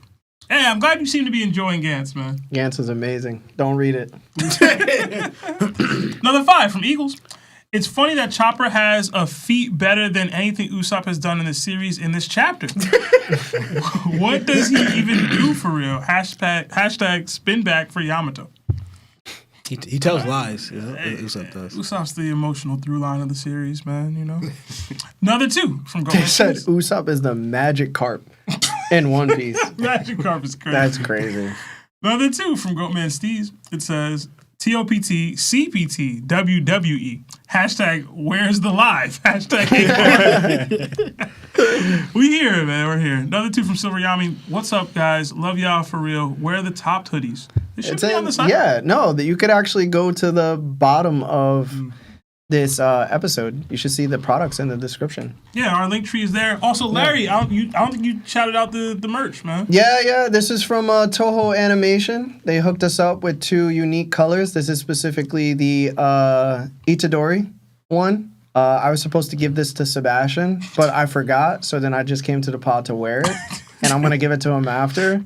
But it's really nice. It's comfortable. You know what I'm saying? It's the reason why I'm walking the pink hat too, because Itadori's hair. So it's really comfortable. I like it. It's nice. So it's on TohoAnimation.com, I think, their shop. Are you gonna do Black Flash? Imagine I just hooked off on you. I'd have been like, you know what I'm saying? Real quick, bro. And then Marv would have like talked into the mic and just went. Narrated. Yeah. We would have stopped and he'd be like, Sebastian, curse technique, reverse domain. Oh man. Everyone except Satoru Gojo. Funny. All right. And then we got another 2 from Nico L. It says, Lionel is here. He will make it to 40. Hashtag CGI. No, it's Lionel. cooked. It's cooked. What do you got, like 4 left? No, he has like 2. Before the year? Yeah, he has 2. He's not making it. I've lost all hope. We're gonna need like Goku's spirit bomb. Goku not bringing Lionel. Full of health. Hand me your energy. Hand me your immune system.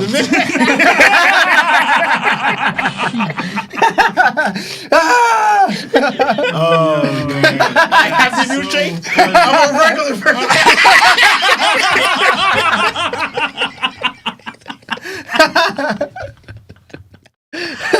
Yo. Dang. Y'all sound. Yo, chill. Too funny. Yeah. 2 more? We could do 2 more. All right. Yeah, because Marv's giving us an extra bit of time. We got another 10 from Larry's biggest hater. Oh, It says, when do we think Blackbeard surpassed Rocks? Me personally, I think he did when he killed Whitebeard. What? Ah, man. Go ahead, Sebastian. bro. Talk to your fan base. Oh my Because I'm about to break Marv's camera. Go ahead, bro. Nah, bro. Go ahead, bro. Talk, bro. He didn't. Not even a little bit. That's it. This is you, bro. He did. I didn't say bro. This is what you encourage. Yeah, bro. This is what your what would I say? Not your theories. This is what your takes does, Sebastian. It turns people Oh, man. stupid.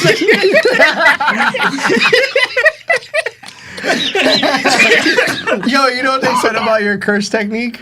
What? It's trauma dumping. Am I like exposing all of your trauma or exposing you to all of my trauma? Which is it? Both. And the thing is, you have to explain your power to increase his strength. That's gold. Yeah. I feel like I'll be all powerful. And then we get another 5 gifted memberships from our guy Young Vito. Vito, thank you, man. Appreciate you. I thought Vito was Larry's biggest hater. I guess he got competition. Yeah, Vito's my guy now.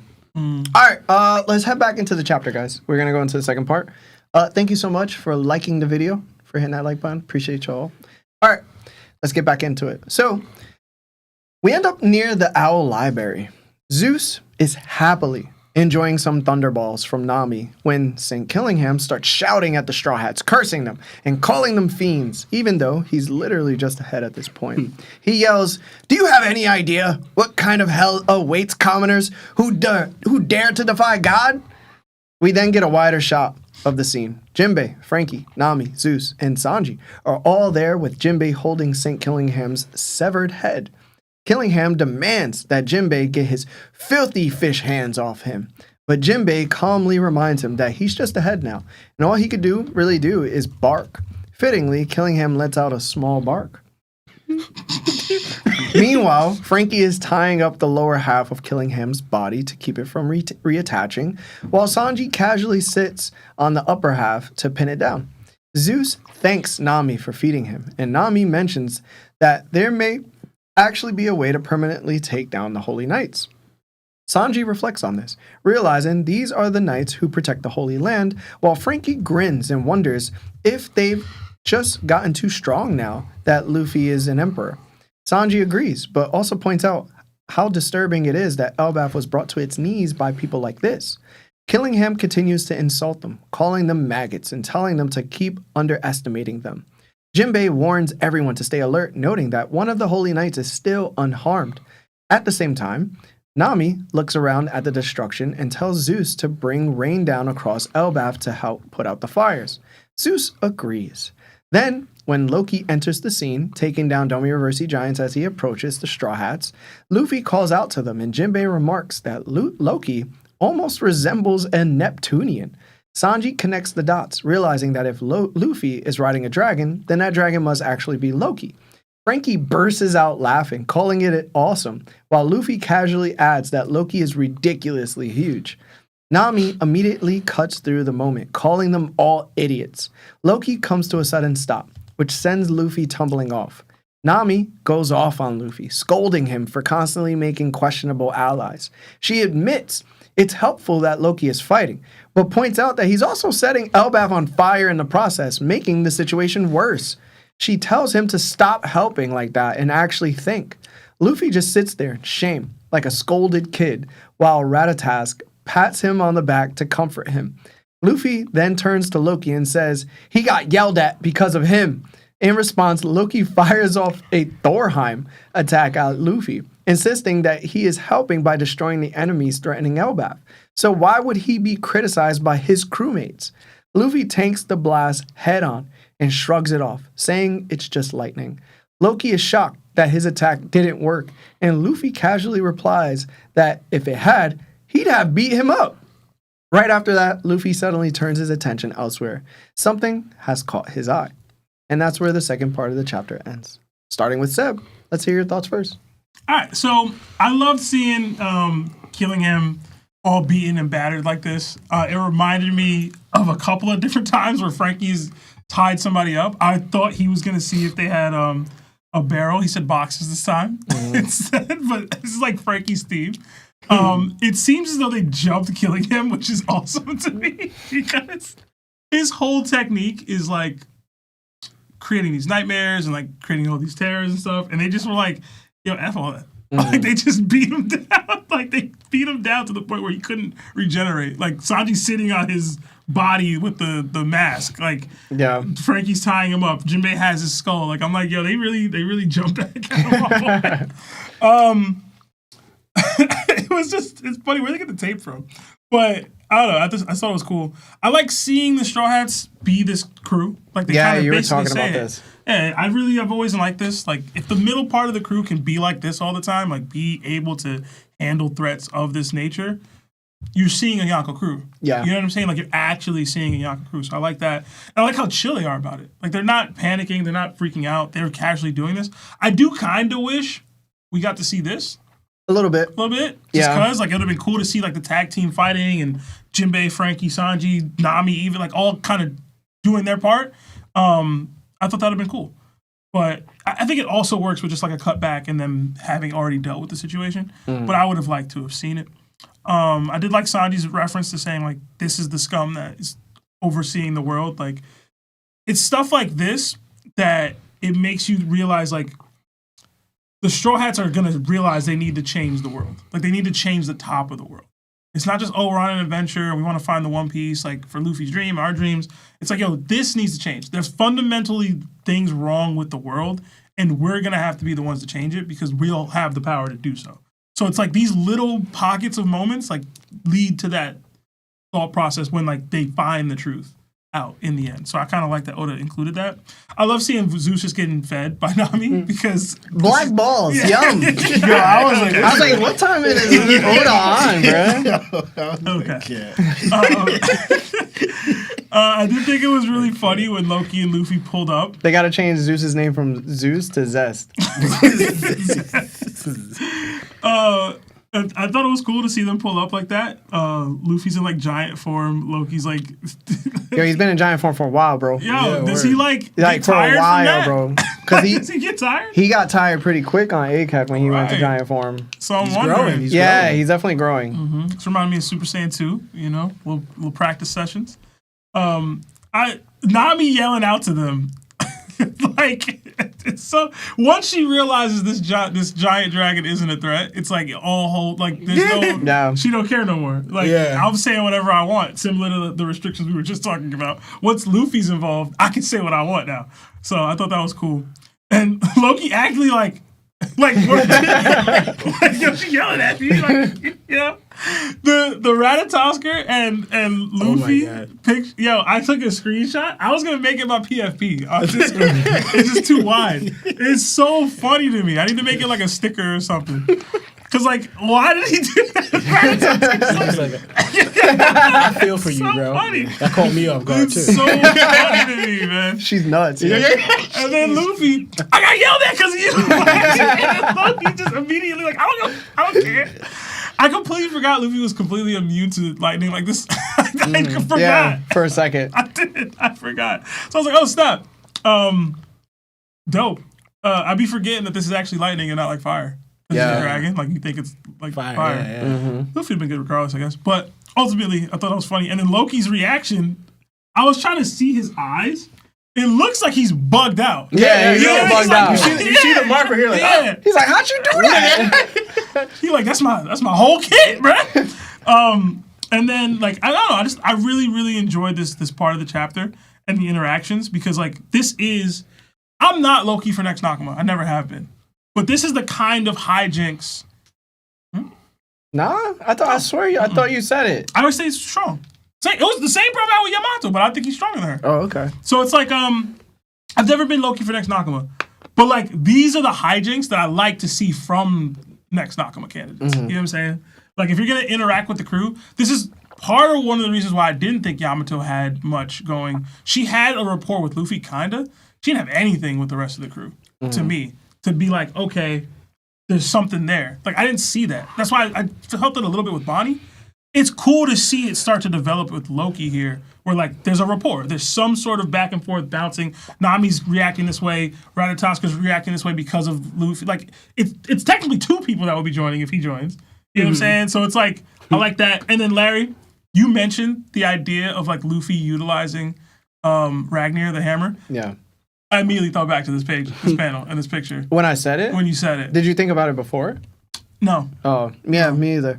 Yeah. I was like, that would be cool. And like, they already have something. You know what I'm saying? Yo, bro, this might be the best manga panel. Like in all of Elbat, bro. It's so cute, man. It's so cute. But that's it for me. All right. Lionel? I figured I'd do it for you. I'm in a silly mood. What? Okay, so going to my argument before when I said the whole Diamond Versi thing, I don't get clarification here because he's all bruised up. Gonka was a little bruised up and messed up, but this actually made me think of like, so the generation has a limit, and it kind of reminded me of two things. It reminded me a little bit of Buggy's ability. Mm-hmm. And somebody else is in the top of my head back here. I forgot now. You know, I was going to mention for you, you were talking about the damage part. Bonnie also stabbed Saturn with the sword, and he ended up bleeding. Yeah. Yeah. But the thing is, but that's my thought process. Because I guess they're saying that he said it didn't hurt, but they're bleeding. But like, the reactions also looks like it doesn't really hurt them to a degree. Well, they don't show reactions like that. Yeah. Like they're like numb to the pain or there's like their bodies react to it, but I don't know they physically react to the pain. Yeah. I only know when they react to the pain saying it hurts is when Summer said it, but that was like hockey involved. Yeah. So that's why I'm not sure like we're fully understanding. Besides, with Kuma rocking Saturn and stuff. So like, I just want to get more clarification of how much this will actually affect them in their Diamondversity form or Covenant form. If it's hockey being used and non-hockey being used. Like, is it the same or, so I don't know. I would suggest that it works like a Logia. That's the thing that I was getting. Yeah. Like, Logias are going to heal no matter what from normal attacks. When hockey's involved, it's going to hurt. Yeah. I think that works the same way. Yeah. And that's what I was saying, like, that's what got the same aspects too, but now it's like, there's a foundation point where somebody needs to be together for you to fully form. Because Logias don't have that. You can destroy the whole body. If you don't use hockey, it just reforms. Doesn't mean you can't separate anything and it won't reform again. That's what's different with generation. Like, I guess I'm assuming it's the head that's the foundation. If you don't have the head, the whole thing won't be together. Laws ability. There we go. Laws. So I thought of Buggy. Well, that's the same thing. Because like you're chopping people in half and like, but again, I got that. So and it also made sense a little bit when you saw what Rox did to Garling. That. I always thought why he couldn't regenerate when Rox stabbed him with a sword.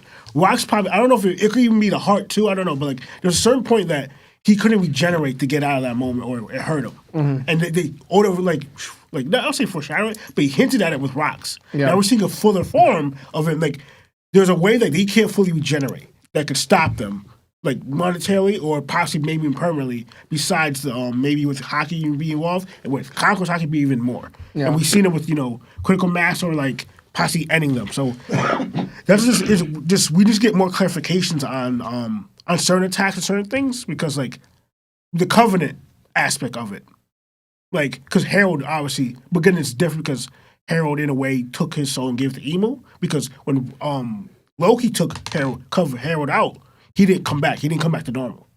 So I think that's the difference effect with Diamondverse and obviously the Covenant. They're willingly giving their life and their soul to Emo. So if they get him out of it, there's no return because you willingly gave it to him. While Diamondverse, he's really just changing their form. Like there's no actual like contract towards it. Yeah. So, but I also wondered to go into like the whole Shanks thing. What if they just took out his arm?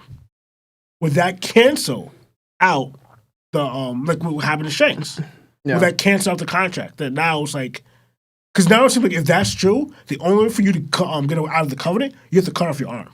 It depends because I think that's true too, but I think because of the Herald situation where Loki happened to just hit the mark of the Covenant, I think that gave Harold his consciousness back. And if they took Harold's arm off, I would say at that point, it would be possible. Yeah. But I think that the water played a very significant difference in Shanks's arm being taken off. You know what I'm saying? Yeah. Like his brand didn't need to be affected. He just needed to be in water, and then they took off the arm that had it. Therefore, he was able to just not be a part of it anyway, you know? So, like, that's the variable for me is the water. Because if that is a devil fruit ability, the devil fruit ability is going to be weakened by the sea. Yes. So, I think that's a huge difference. No, that's what actually makes sense. Okay. The other aspect, I think, I thought it was actually funny is like when Frankie's like, I read a different translation, but how casual, like, you're pretty much, we're Yaku, bro. Like, we're up. Like, we're up. Seriously, that's what Frankie was kind of giving me that vibe that we here, bro. Like, we Yaku's crew. So I thought that was funny. But, like, that's because Vegapunk got him on that juice, man. Seriously. He's feeling different. Yo, and it's weird, like, bro. We talk about if Chopper is, like, a weirdly getting a level up, and, like, what? Was it that kind of steroids? No. You juicing. A doctor gave you some juice, and now you like that? But it's over the counter. I don't even know if it was over the counter, man. You know what I'm saying? Ain't got no prescription for that. His insurance ain't kicking. He didn't even check with Chopper to get prior authorization. He popping pills now. You want to make sure Chopper giving you the okay? He doing crack. He doing crack. I can't. You think Oda has like a contract with Cola? Because he out here plugging them.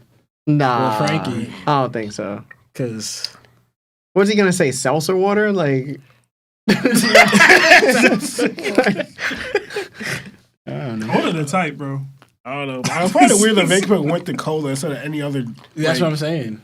I know he's supposed to be American, so it's kind of like a shot at American. I didn't get to see the podcast on that episode, but did y'all bring up that is there a possibility that Vegapunk could alter that energy thing instead of being juice, being actual food and stuff? So you know how we have the vending machine food? Can he like do a fusion with both? I mean, that's crazy because now everybody's getting power ups, but like he's turning that energy so it's not just juice or like whatever, like food or protein type of thing. You mean like turning a thunderstorm into a cake? I mean, why you with those thunder cake? Hey man, listen, bro. Sebastian got the thunder cake. I only said protein and you said cake. He said a vending machine. Protein, bro. I was talking legit food. You went. You gonna take a protein shake from Frankie's stomach? No, but he like. Who's getting powered up, bro? I'm so No, I'm saying like because my point is like feels like Frankie can only benefit if he like because I'm saying like I don't think what Frankie's drinking is actual juice or whatever. Like it's because unless it's actual cola or whatever. It's Slurm. What is it? But like maybe it is. But like I'm trying to say like can other people benefit from it? Like you're saying, making it a source for everyday people. Yeah. Right? Like, all right, this one just specialized to Frankie, but like, you know, you have the vending machines. You put that same concept, but to all that food. So everyone who eats it can benefit from the power that Frankie got. What happens to Sanji? That's what I'm saying. Would y'all drink it? Yeah. Y'all gonna drink whatever y'all getting? Is it organic? No. Is it all natural? I mean, it's coming from Frankie's body. No, it's not. from Frankie's So is body. Frankie He's not the using vending the machine? energy source with the ODCs or whatever. Yeah. So OCDs. from like natural disaster, pretty much. The energy source from a natural disaster or any power. You're gonna take like a Hurricane Katrina because I see. Like, Because my point is, because the way it functioned, it looks like only Frankie could benefit because he's a cyborg. That's only because Vegapunk specifically designed this one to cater to Frankie in the moment. Yeah. He could just use the ODC, OCDs, or whatever. Apply it to like anything. do probably, anything. Yeah. OPD, Hey, man. It was like DP. it was. It was. What was it? Not OCD. It was ODC. You got it, yo. yeah, bro. Not ODC. It's ODCs, bro. ODC. It's Omni Drain Converters. Yeah. All right. Yeah, bro. We all need a little help Vegapunk sometimes. need to make that limitless pill, man. Or Capsule Corp. Yeah. You trying to give him the pills? The Chopper. I'm about to say Sanji. Chopper's the one that's popping it, but he combines. Would y'all pump a Rumble Ball right now? No. All of us? No. Right now, no. At the same time? No. What you think would happen? We about to sit here for like another hour. Group, though. What you think would happen? Would it be like a honey pack, or would it be like we turn into something else? You're allowed to finish your turn, bro. I don't trust Caesar not to take any of that stuff. One, it's from Chopper. Yeah, what, All you said right. wrong. But he got influence. Caesar helped him make it. Caesar's a world That's renowned not scientist. true either. Yeah. It was Dr. Kureha. No, yeah. I'm talking about the one he's taking now. Yeah. Caesar helped him modify it. Oh, you don't take perks? You don't No, like I a perky? don't. You don't be perked up? I don't. Perked up. I think I'd do it. I'm not a fan of taking drugs. Yeah, I'd have to be. But like in the right. a rumble of ball? people. What group of people you want to be around taking This a would be rumble ball? This would be the. No, it would be this group. I said this group. I I said said I would be down. Yeah? Yeah. Me and you together? We gonna pop it? Yeah. Pause. Shake and bake. Shake and bake. First we shake them. What do you say? You don't gotta shake a rubber ball.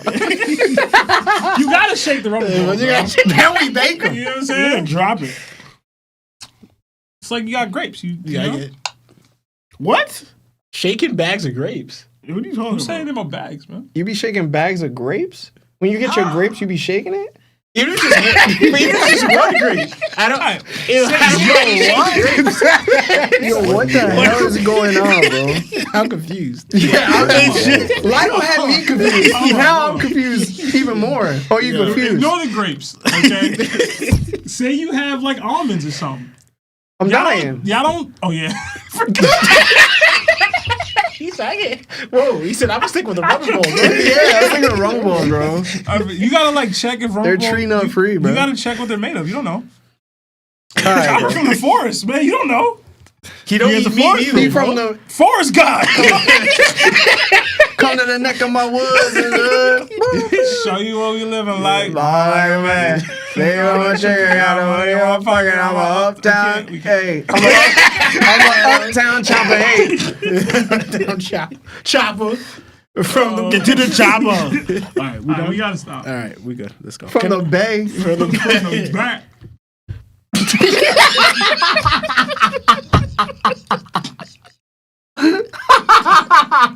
All right, Look at you. What? From the backside? Yo, my man's a freak. See? Shouldn't have been taking no rumble ball, bro. Oh, man. Freaked out. Yo, you're making me too hot. Freak, man. it is hot here. Yeah, man. All right. This is why we don't get the calls. Now we can Yeah, it's either bro. us They enjoying arguing, this. us either arguing or being stupid. Yeah, Oh bro. my gosh. What was I talking about? I have no idea, bro. You might as well just pass it, dog. You might just pass it, bro. Might as well just pass it, bro. What was I talking about? Yo, one thing. I thought it was funny how Rattata touched Luffy, but Luffy's floating in the air. Can he fly or float in the air too? Yeah, I was gonna bring up the same thing. He just flying You now. can do whatever, bro. I know this is just Toon World right now, so like anything with Luffy and Nika form is just tuning out, but like Because he's literally on Loki. That I know he's touching Luffy on his shoulder. I thought that was just like, how? Didn't we see Luffy like moonwalk on the air already? Luffy could just float. Yeah, did Loki also attack Ratatoskr? He probably wouldn't be hurt, right? Because it's his ability. Because he's right there when Luffy Yeah, immediately. No, but Luffy's by himself when he gets hit by the He just maybe I don't know what is that? Maybe that's him. No, that's not. Okay. But I find it weird though, because I did thought it was funny that Luffy did the same thing he did with Enel, with the whole lightning thing. But if you look at Luffy, he has marks on his face. Yeah, I was thinking the same thing. Like it burned him, but he didn't get hurt. But that's about it. I know that you actually already said it. That whole thing was funny with them. But yeah. All right, Lawrence. I just went. Okay, honestly, I know Sebastian said his thing, but I was really hoping for Sanji that he did all this by himself. Like, I really want that for Sanji. There was chatter about that in the Discord. I just don't think it's realistic to think that that's what happened. Facts. Especially after what Nami said. No, I mean, I can understand that. In this way, even the way it's set up is looking like maybe it took all three of them. But I'm thinking that Jinbei and Frankie focused, even though it looked like they probably one and done that Sleep did.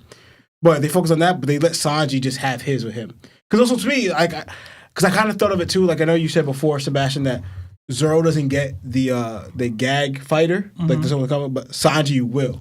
This could be also an upscale for Sanji, where Oda's kind of breaking him out of just the gag character, fighting someone who's a more serious opponent, but also fighting one-on-one a night by Emu, and then taking him out to this extent.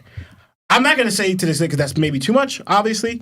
Like that one attack just did him in, and then they just kind of like, all right, capitalized on it. Because maybe that's too much, that one attack. Even though as strong as that attack from Sanji looked, to say it one and done that night is probably too much. But even at the very least, I would love for Sanji to have taken him out by himself, and then they just kind of like, all right, what do we do with the body now? That's when Jinbei and Frankie kind of like, all right, let's seal him up because he's just going to regenerate after Sanji already ended the fight with him. I would love that. If it happened, I don't know. I wish Oda showed us it because because even if the anime does, clarify things, that's anime's take on it. That's something that we fully go by. I would love if Oda gave us that himself. And to me, I thought it was so funny because one, where'd the tape go on his mouth? Like I was like, you were just yelling with the tape around you, right? In this page, in the next panel. Where Sanji's talking about like this scum, he goes, you guys, you don't know what you guys are, keep overlooking us, you maggots. The tape is gone, right? But I loved, I don't know if you guys noticed, Jinbei stomps on this dude's head, right? Because you see a stomp, like while he's talking, you see by Jinbei stomp. So I love that fact that Jinbei just, I guess, throws him drops him to the ground, and while he's casually stomps on his head because he's bad-mouthing Jinbei this entire time, calling him maggots, you filthy fishmen, and the stuff he said beforehand. So I think that how Jinbei is just, all right, you're just barking, shut up, and it stomps on his head, right? He even, like, yells after it, right? Oh, I didn't notice that. Yeah, I didn't notice that. So I saw the stomp, and I was like, yeah, like, because shut this guy up. It also says, yeah! Yeah, exactly. So Jinbei steps on his head. I thought that was funny, and he deserves it, right? And the fact that like Frankie's talking about them are too strong, like you said, that Yonko crew they're recognizing is like that's also believing that what they did because they all it's 3 against 1. They all look like they took no damage, so that's also could believe that they all 3-1'd him. But I would love it again if Sanji did it himself, but they're showing how strict how all of them grew to this way, right? And like you guys mentioned. The way Loki and Luffy are pulling up like this, they look dope. The fact that, again, I guess I just not be paying attention. The fact that Jinbei compared Loki, how big he's now, to a Neptune, I didn't realize the Neptunes were that. I knew they were huge. Like, and I know some Sea Kings are bigger than others, but I didn't realize the Neptunes were this big. That's crazy to me. To me, Loki was probably the biggest one we've seen in this dragon form. But the Neptunians in the sea are supposed to be rival this size. Is crazy to me. Bro, they were lifting the Noah. Bro. Yeah, I understand that, but like. I didn't think him to be this Loki because he said there's because Jinbei legit says it's not like Loki's bigger than him. He says like a Neptune, so that size is comparable. Neptunian. Yeah, Neptunian. Remember when they got the clan boat and the fish went on picked them up and the straw hat ship. How small it was. Yeah. That was just the head, bro. Yeah, that was a ship. No, we didn't see them. Right. No, the Noah's bigger than the Neptunians. Was it? Yeah. Nah. Yeah. I feel like it was. But in general, the Noah's supposed to house like an entire race of people or more. Yeah. Right? Like, you know what I'm saying?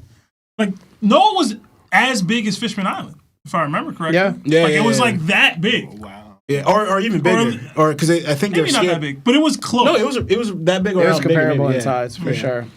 Yeah, but I didn't realize the Neptunians were that big, right? And I think how all of them are like almost in a way not happy for Luffy, but like recognizing. Then Nami just comes yelling at them, and they're all reaction. Like I said, I thought it was hilarious, especially that panel with Luffy and Ratatasker, like just like shocked at Nami, like whatever. Then I love Loki's response too, because like, why should I care? Right? Like she's yelling at me, that's your problem, right? Especially I don't have to deal with this. I'm fighting for Elbath. And she has a problem with the way I do it. Loki's always like, I'm gonna do things my way, right? But going to your point here, Sebastian, right? I actually took this as more of what you were talking about before, that Loki being more of a rival that Luffy that he hasn't gotten before. Because notice something different. Out of all the times of maybe it's different because maybe they're not so much friends yet, or that comrade's here. But you notice a lot of times where, because Luffy obviously the way he does things, he gets attacked by his crew or friends a lot for being stupid, whatever, right? But notice Luffy's response. He says, even if it didn't, but he says, if it had, I would have whooped you, right? He became beaten by Nami, sometimes hit by Zoro, even Sanji, all that sometimes. He never really has this reaction towards Loki, right? So to me, even though what I took it here, because they're all attacking him, Luffy sensed Loki's intent through the attack, right? Where the other ones, they're attacking Luffy, but it's not like a malice attack in it. It's more like, whatever. Luffy sensed Loki's like intent or malice in the attack. They said, yo, you really tried to like take me out or hurt me, whatever. And Luffy's like being, a conqueror or whatever, is being challenged by Loki in that way, was like, if this attack really did, like, because with your intent did damage to me, we scrapping. Like, I would have whooped you right here, So in that way, Luffy doesn't really have that, because I think even thought of like Kid. When Kid would come at Luffy about the whole Yonko thing, Luffy's all like, oh, hey, Kid, what's up, great. whatever. Yeah, exactly that. And then it's just Kid we're talking about. But I think the malice and the aggression that Loki has towards whatever, I don't think it's just like maybe he views Loki the same way, that Luffy responded differently than when he does to other comrades or people attacking him. So I think that makes it more of a rival, where Luffy doesn't really have that, but with Loki he does. Because Loki doing that attack to Luffy, right? And that way to take him out, and like, why didn't it work on you? I expected you to get damaged from it, even though we're supposed to be comrades together. And then Luffy's like, no, it didn't, but disbelief, we throwing hands. And it makes me kind of believe that Luffy wants to actually fight Loki. Like, he's like, yo, we got to see what between us, right? So that way I thought it was dope between them, these two conquerors battling this way for them. And so I think more of that rival aspect, because I haven't seen that relationship, that back and forth where Luffy's so proud to, because this is not the first time he said it. The whole time, even like, if Loki wiles out, I'll whoop him. I'll whoop him. He speaks bad about Shanks, I'll whoop him. Luffy's very quick to try to throw hands with Loki, So that rivalry right there, we don't see with any other people, besides from maybe Blackbeard. And I don't want to add Bellamy there, but it's mostly Blackbeard, I guess, that Luffy has that rivalry. We're like quick to throw hands on the spot, right? So I thought that was dope. I know it's the same thing Lionel did. Even though it didn't affect Luffy, really, you see some type of burnt marks on him from after the blast, right? And I'm guessing Luffy, with his, either he heard it or his observation sensed what's happening later on, because you see a boom and Luffy draws his attention to that, right? And then the other thing I want to bring out, because Sebastian actually brought it out to me because I guess he missed the part, is that we have Loki and Nami meeting for the first time. But notice that supposedly Big Mom's, I think it's still Big Mom's canon. I don't think it really pays any attention to the story. I think it's just Big Mom's headcanon. But she believes that Loki was in love with her daughter, Lola, right? Nami became best friends with Lola, right? So that relationship here where you have them meeting for the first time, where we could maybe get the what's going on between Loki and Lola through Nami with whatever, if they converse more, But that potential is there. That's a good point out. Yeah, Sebastian notices. It'd be tough to meet your girl's friends. It'd be tough. Because then you notice they birds. And then you start thinking, your girl a bird. Wow. Anyway. But yeah, that's all I had. I was wrong. The Sea Kings, the Neptunians are bigger than the Noah. Yeah, I just checked. 648. When I saw St. Killingham getting split apart like that, it immediately reminded me of Buggy's fight with Nami and Luffy. Because back then, they couldn't properly beat him. because of the chop fruit. So like Nami got the net Mm-hmm. guy's body, and then he was just like feet and head, Yeah. and that's how they defeated him. Low key, an upscale moment for Buggy. Hindsight. As for Sanji, I think Oda is subtly reinforcing that he's not leaking haki in the same way that Luffy and Zoro was when Yabon had mentioned it. Sanji had a clear opportunity here to take down a Holy Knight, and it didn't happen. Then you have Nami mentioning there might be another way to finish them off with Sanji right there. I think that kind of reinforces the conclusion that he can have it. He can have Conqueror's haki. But even if he does have it, he can't utilize it in a way where it would make a difference during his arc. I'm sorry. You think... I read that Sanji said that. You think Nami said that? The whole supposedly there's a way to finish It's him off? pointing towards Nami. Yeah. I read that as Sanji. Because he's the one who has that information from Gabon. Yeah. You know what it is? I don't think that there would be 2 points Exactly. if Sanji was saying It'll that. be another bubble connected to each other, at least, I think. Yeah. Maybe. I don't know. Yeah. I did read it as Sanji, though, too. If Sanji said it even then, I would still think that would probably be worse. I agree. Yeah. Because then it's like, oh, yeah, I really couldn't do anything, you know? So there is a possibility, like, listen, I'm not going to lie, bro. His talent is undeniable, without a doubt. I just don't think that he'd be able to get to that part of Conqueror's haki in such a short time, especially without any type of training. Meanwhile, Luffy, being as gifted as he is, needed training for somebody who knew how to utilize the exact thing that, like, Sanji would have tried to obtain. It's going to take like 2 arcs for him to even get there. And that's through extensive battles. So, listen, man, if he does have it, it's just not going to be impactful. So, but I will say this. I would have liked to see the team up. Yeah. Like Sebastian said. Because if you look at it, we look at the chapter, and Sanji ends up kicking him with Ifrit from the top of his head. But then his whole body is split into 3 pieces. I've never seen Sanji kick somebody and then they split into 3 pieces. You know what I'm saying? So clearly there was some help needed. But I do want to say this. I've told everybody for a while now, before the Holy Knights even came through, these guys are going to be like 2nd level or 3rd level commander bases. Like, without the regenerative capabilities, they really do not go that hard, bro. They really don't. With the regeneration, of course, you need somebody with conquerors in order to like beat them. But overall, these guys are pretty like, they're not really good. They're like, I can see like Cracker putting up a fight against one and doing pretty well. Yeah, this man getting You know what I'm saying? treatment, bro. Like, that's not a good look. Like, if Cracker had the regenerative capabilities that like Killingham has or Somers has, he'd be like unstoppable, dog. Like, you know what I'm saying? He'd give us that same feeling. Yeah. So that's, you know, I'm pretty good when it comes to power scaling. I'll stand on that, but please do not bring up the Usopp at Water 7 against Luffy. It's a lot of trauma from that one. Another thing I'm really looking forward to is seeing Zeus's potential blow up to being the size of Elbaf. I didn't even think that he could get that big. But if you think about it, he can. The size of Elbaf is crazy, bro. Which means the dude could probably be a mini nuke. Wait, who?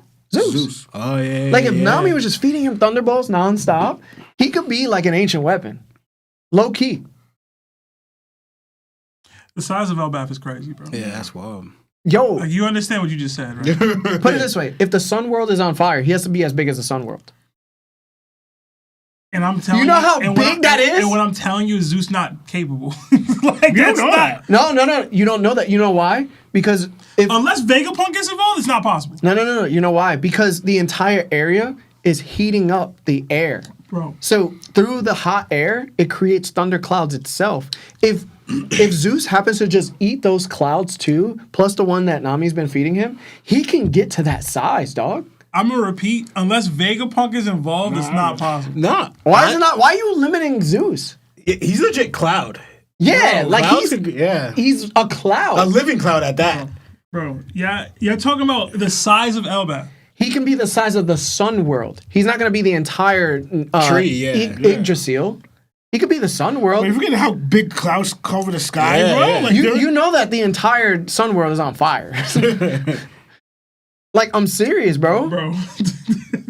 Listen, It's possible. We will We'll see. circle It's back. possible. We will see. And I can't lie, Luffy had me cracking up in this section. The moment after Nami finished yelling at him was already funny, but when I went back to reread it while taking notes, it somehow got even funnier. It got funnier. Luffy is just effortlessly hilarious, and Ratatask made it even funnier. They both look completely defeated. That might have been my favorite part of the chapter. And when Luffy flips and starts yelling at Loki for getting him in trouble, which made it even better, Nami came off like Bulma, yelling at Beerus about ruining her birthday party. But it's, like, Bulma's kind of annoying. Nami was actually funny. Like, this was actually, y'all didn't notice in the chapter, but, like, when Loki was coming up with Luffy on top of his head, he stopped so hard that Luffy fell off of his head. When you were Nami yelling? Yeah, you got to look back at the chapter. He literally falls off of Loki's head because Loki stopped immediately. Funny as hell. Got a sweat mark there. Yeah, Oh, bro. shoot. Well, yeah, he brushed off Loki's attack, which is suspected. He's lightning. I miss Anel every day. Wish he came back, but yeah, man. That's all I got to say. Yeah, let's do 3 or 4 super chats, and then we'll go into the final part of the chat. All right. We got another 6 months at Yonko status from Straw Hat Chopper. It says, I know Larry can't say this, but can respectfully agree that all of us are waiting for Oda to drop us a Latina giant.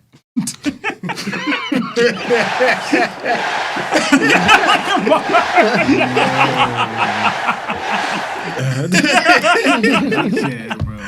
Another 2 from Witty 9606. It says, also, did Oda just write Usopp out of Elbaf's story? I don't think so, but we'll get into the Usopp stuff in a little bit. Yeah. Another 5 from Ravenstorm. Preemptively blaming Seb for whatever the DDT outcome will be. Oh, Heart yeah. emojis. Oh, yeah. Hashtag Yeah. like these shit. Yeah. Hashtag Larry tags. It's Seb's fault. What am I supposed to avoid matchups? It's Seb's fault for What sure. am I supposed to do? Can you do it Thursday instead? I probably can. I mean, do you want to? You need to? I'd probably like to do Thursday because You got stuff Wednesday. my lady's leaving Wednesday with her family on Thursday morning. That's why. Okay. Yeah, we can do that. Yeah. All right. Yeah. And plus, the twins might be able to make it. Yeah. What time? It'd probably be like 5:15, 6. Actually, try. Yeah. DDT Thursday, y'all. Law. For the first time ever. I'm planning out my day. I'm trying to think. Maybe. I'm gonna Can try, you but plan like, around this? But most of the process of moving, so I'm gonna. That's fair. Oh my God. Nah, it's- You guys are so egoing. What? You're just egoing He's us, bro. created- Yeah. You created a word just now? No, it's a word. But I won't try to be there. All right. Okay. They're not gonna try. Another 5 from David E. Oaks. Another 5. Seb smacking. Am I? Yeah, bro. Okay. Wet that mouth, bro. Can you read the super chat, please? All right, I got you, bro. Watch out, bro. From Davey D. Oaks with a 5. Seb, you think he gets to Big Mom? That's wild, because you think Loki and Ragnar can't beat Kaido. It's different Kaido. Yeah. Different Kaido. You want to keep reading? Yeah. Another. You smacked again, bro. Did I? Yeah. Another- Wait, why are you always smacking? I got big lips. don't Another think it's your 17 lips. months at Nakama status from Tech Deep Throw. Usopp had a cool moment and Larry had to sabotage. Yeah. Did you? I don't think so. Did I? Maybe. And another 2 from Young Vito. Do y'all think Tom, Frankie's mentor, is still alive? I hope not. What? No. He Betty by. Did You never Did know. we see him pass? Or no? Am I tripping? They murked him, bro. Yeah, I think we saw him pass. Right after that trial. Yeah, that's the whole thing is why Iceberg and Yeah. we saw him. Dunzo. We saw Tom get murked. Did we, though? He fish food, bro. Wow. We did get another 10 from our guy Nerd Taku, man. Taki. It says, I feel vindicated. I said Chopper was the forest god back in 2022. Oh. The mural said the forest god tames demons. Larry brought that out. Chopper out here slapping Dami Reversi out of giants. Big W headed my way. Hashtag check. the tape. Taco, if you don't mind, please Yeah. forward me your theory from that time. I'll watch it. I think I'll share it. I took I think Taku said it during the stream. That's where I yeah? got it from. Yeah. Okay.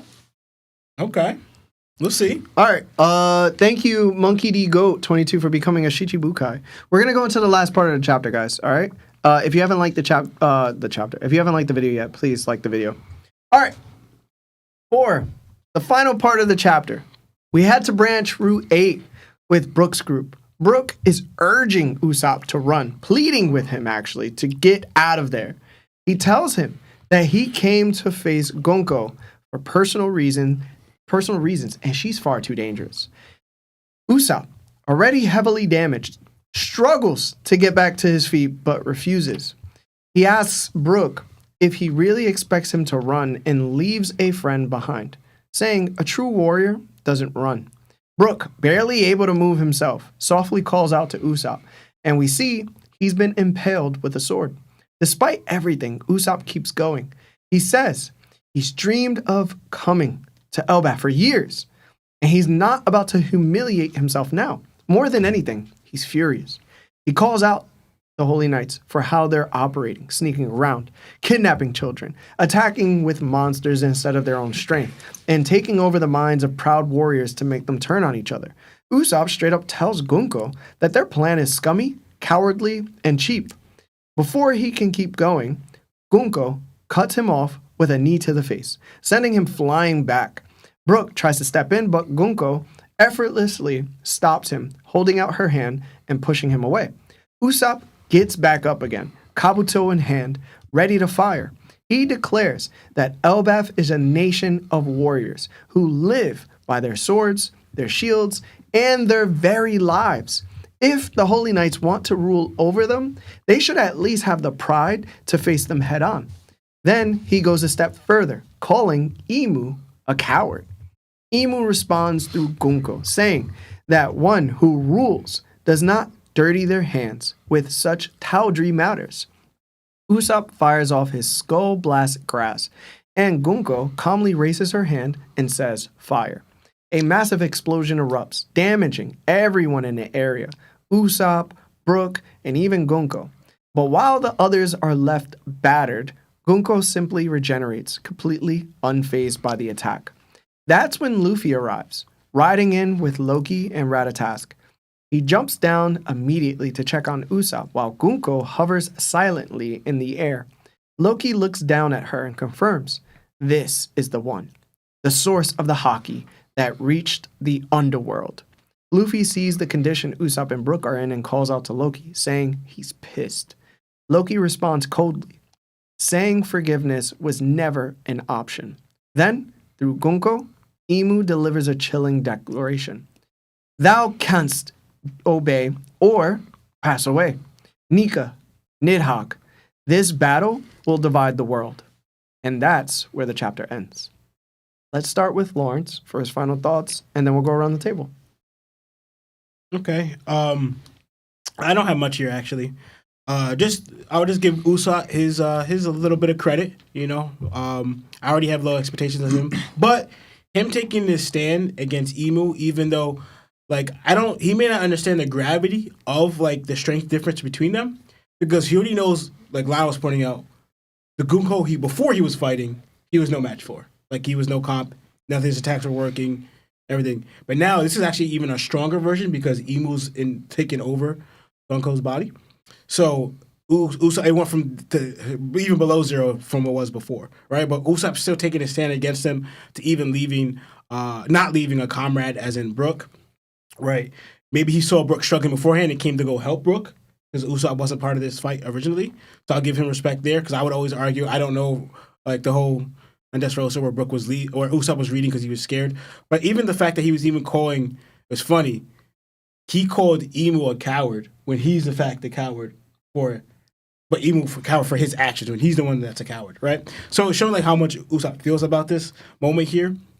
And so I'll just give Usopp his little bit of credit there. But yeah, there's nothing really much he could do in this matter. The other thing I would say, honestly, Loki pulling up and how big he is with those eyes, he looks dope to me. I kind of wish eventually sometime he gets over whatever thing he was dealing with and then kind of uncovers his eyes even in his regular form. You know? I hope he gets over it because he looks so cool in that form here with his serpent eyes or whatever, right? And it's this thing like Luffy coming to see both his comrades down like this, right? I'm not gonna take Lionel, but Lionel has something to say about that. But I would just say the last yeah. Pretty much, right? The Emu's thing, I thought it was like, it's crazy because I guess he's a conqueror too. But it's like you're seeing Nika and you're seeing Nimhog, and your response is either obey or die. You know, that's crazy. Like, you know, but also too, Emu's not saying he wouldn't be this way, but Emu's also not really here. So in a sense, himself is not in real danger. You know, will he still respond the same? I think so because it's Emu. But to say this, you see these two because you're about to take on both of them, and your response is obey or die was gangster to me, but also is not really Emu here because his self is not there. It's Gunko. He's in Gunko's body, right? But then also saying this battle is going to divide the world. We already know who the two sides are, but besides from that, I don't really have much else from there. Yeah. All right. You know what I forgot to mention? You remember? I don't know if your mom ever said this to y'all, but now that I think about it, my mom's kind of racist. I remember being told I was gonna get the black smacking out of me at one point, and I thought about Chopper smacking the black out of that giant. Black off me. I remember that happened. Oh my god! I hope that's what Oda is referencing. Yeah, Yo, that's so that would funny. be crazy. Because then it's Chopper just slapping the black off people. Yeah, bro. I forgot to mention that before, but yeah, my bad. We're gonna go with Lionel, and then we'll go Seb. Oh, I forgot what I was gonna say. Do you want to say? Yeah, well, it's nothing. It's something small. Just it's made me think of like I don't know if it has anything to do with Dami Reversi or the reversal part of it, but the fact that Emu was able to take control over maybe it was Gunko's ability he was using too, because I don't know if he reversed it or he just took control of Usopp's ability because Usopp's saying it and he's the one that sets fire to ignite it. I thought that was very interesting right there, and when he's because I know Gunko has the part where you shoot against her, so her arrow reverted back to you. This seemed different to me because Usopp's doing it, and Usopp kind of gets shocked, like, huh? And then Emu in Gunko's form says fire, then it explodes. So I kind of wonder, like, what he's able to do with Usopp's ability. Did he reverse it back to him, similar to the way Gunko's doing it? So I just wanted to point that out. I thought that was interesting. But yeah, that was it. Sorry. Lionel. Lawrence said a little bit with Usopp. It was dope seeing we all like when Usopp shows this side of him. We feel like this is the more of the real Usopp and the more of the cowardly. It's mixed for both, but like we want to see more of this. But again, I actually got a little nervous and scared. I saw this happening, and I saw Usopp fighting Gonko, and in this moment, I'm like, please, Oda, don't show that he reveals Congress. I swear, Oda. Oh. I swear, Oda, if you do this, bro, I'm like, I was like, when I saw this moment. What you thought of? Because, like, it's over. Because, Usopp didn't have a good showing at all. Like, throughout Elbow. You got a Usopp phobia, bro. Yo, bro, I got, like, because again, everyone keeps knocking Usopp. Look at him. No, I didn't. Look at him. I didn't. I said I hope okay. not. Because it doesn't make any feeling. sense. But again, all this stuff that Usopp's going through, he doesn't really do anything. He doesn't like show anything at all, and impress or whatever. His moment right here out of nowhere is with Emu, and I'm just like, and he's showing the brave warrior spirit. I'm just like, get out of here. Oda had Usopp Before Sanji. I was like, that's what we go. I'm like, that's horrible. I was like, Yeah, bro. gosh. I was like, yo. You might as well give it to Vivi, bro. That's what I'm like. I don't believe it, but I swear, Oda. Like, oh, this Sanji talking. He has Usopp just reveal it for no reason like that. I'm like, bro. Yeah, bro. What are we doing, Oda? I'm disappointed in you. So I was actually relieved I'll be with when it. I was so relieved when I'm like, okay. Listen, bro. Usopp like, accomplished his dream, bro. We can move on now. Is that it? Him setting up the emo? Yeah, that's it. Bring word the scene. Yeah, that's it. Seriously, that's it. That's You it. coward. So yeah.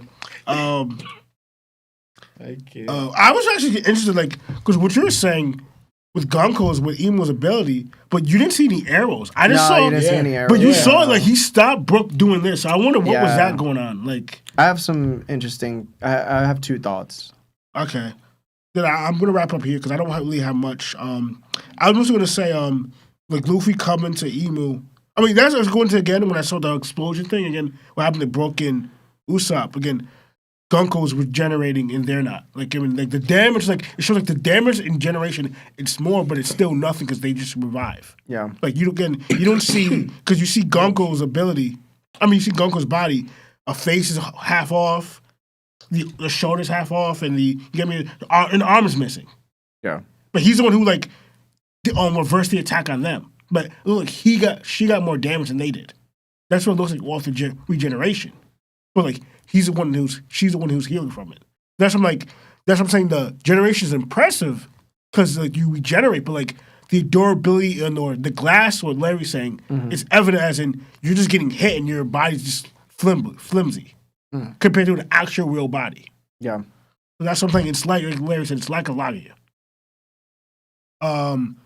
When I see Luffy got here and he saw Usopp and Book, and like because Luffy's face like what just happened to his crew, and he says, "Put Usopp Book," and he says, "I'm pissed." It reminded me of the old Luffy, but again, this is like we never, and that's what we all talk about. We never saw Nika or Luffy and Joe Boy form mad or angry. We only saw one glimpse of it, barely. I think at Egghead when he grabbed Saturn, I think Kizaru's face. But he immediately went to joyful, like, Nika laughing, whatever. So, like, now he's not laughing. Yeah. I wonder what the mode or set that's going to take on, the Liberator, the War Liberator. Like, his fighting style, his imagination, his, like, what's going to be different about it? That's what I want to know, like, Because, again, this is, like, when Luffy's upset and mad, and he's, like, we don't know how long this fight's going to happen, but, like, this is kind of what we want. I know Bastion wanted this a lot during Kaido. We might get a little glimpse of it with Emu now. But I know Loki's here too, but I don't know. This one point is like Luffy's mad because he said his crew and they hurt and messed up. So we're going to see, all right, most likely, I'm assuming Luffy's going to bring that same energy right now throughout the whole fight. I don't think he's going to smile and laugh. I mean, I'm assuming, I don't know. But like, so that's because Luffy said, I'm pissed. How are you going to be laughing when you're pissed? Unless you're, like, angry laughing, like when Zoro does, So, like, I was wondering, like, all right, what's the tone for, like, Nika in a serious angry mode, which we've never seen before. But that's what I was going to bring up, but that's about it. Yeah, if I remember correctly, too, Somers said that Gunko couldn't use her powers. Gunko couldn't? Yeah, because Emu was possessing her. Oh, okay. Yeah. It was before he got bodied. Yeah, is that it? Yes. All right. Seb? Yeah, I don't have too much more. I agree with Lawrence and Lionel about how like this is the tone shift that you want to see towards the climax of an arc. I don't know that this is the climax of the arc itself, but in general, for Usopp's character in this storyline, I really, really, really liked what he had to say because it wasn't just, oh, I'm not running away to leave my friend. It's about Elbaf. Like we've been having this conversation over and over and over again about Usopp. Elbaf's supposed to be his arc. When is his moment coming? I hope to God that Oda doesn't think that this is enough for that. But I did think it was great. Like I loved it. I loved it what it is. I need a bigger moment for Usopp to compound this, like on top of this, to really get there. I ain't gonna conquer his hockey or whatever. I'll be with it. Yeah, that was unexpected. I ain't expect to hear that from you, Lon. I got But scared. in general, I would love to see more because to what I was mentioning earlier and what Lawrence was talking about as far as like the Dami Reversi and Emu's powers and how it's using, it's just so polar opposite of everything that is Elbaf. The prideful warriors, the nation, like King Harold, and it's funny because we've had all of our discussions about King Harold. He basically got stooped low, changing Elbaf over time to be allowing for this to happen, like to be stooped like so low into this kind of a space where this kind of stuff can even happen more like predominantly, and like Usopp being basically the polar opposite of everything that an Elbaf warrior is. Being the one to be like, no, you're a coward. You're doing this wrong. You're not fighting with honor. You're not doing what you're supposed to do. If you're going to attack Elbaf and try to overtake it, there's a way to do it. There's a right way to do it. And I love that because that is also a microcosm of the story of One Piece itself. Luffy's going about this the right way. My guy Blackbeard's going about it the wrong way. Emu's dominated the wrong way for so long. This is Usopp, the weak one, the member of Luffy's crew that doesn't really do anything, saying there's a right and wrong way to do these things. And I love that it's coming from him in this arc against Emu. I never would have thought this. But here we are getting it. So I love it. Again, Oda, please double, triple, quadruple down on it. I need more of this Usopp going forward.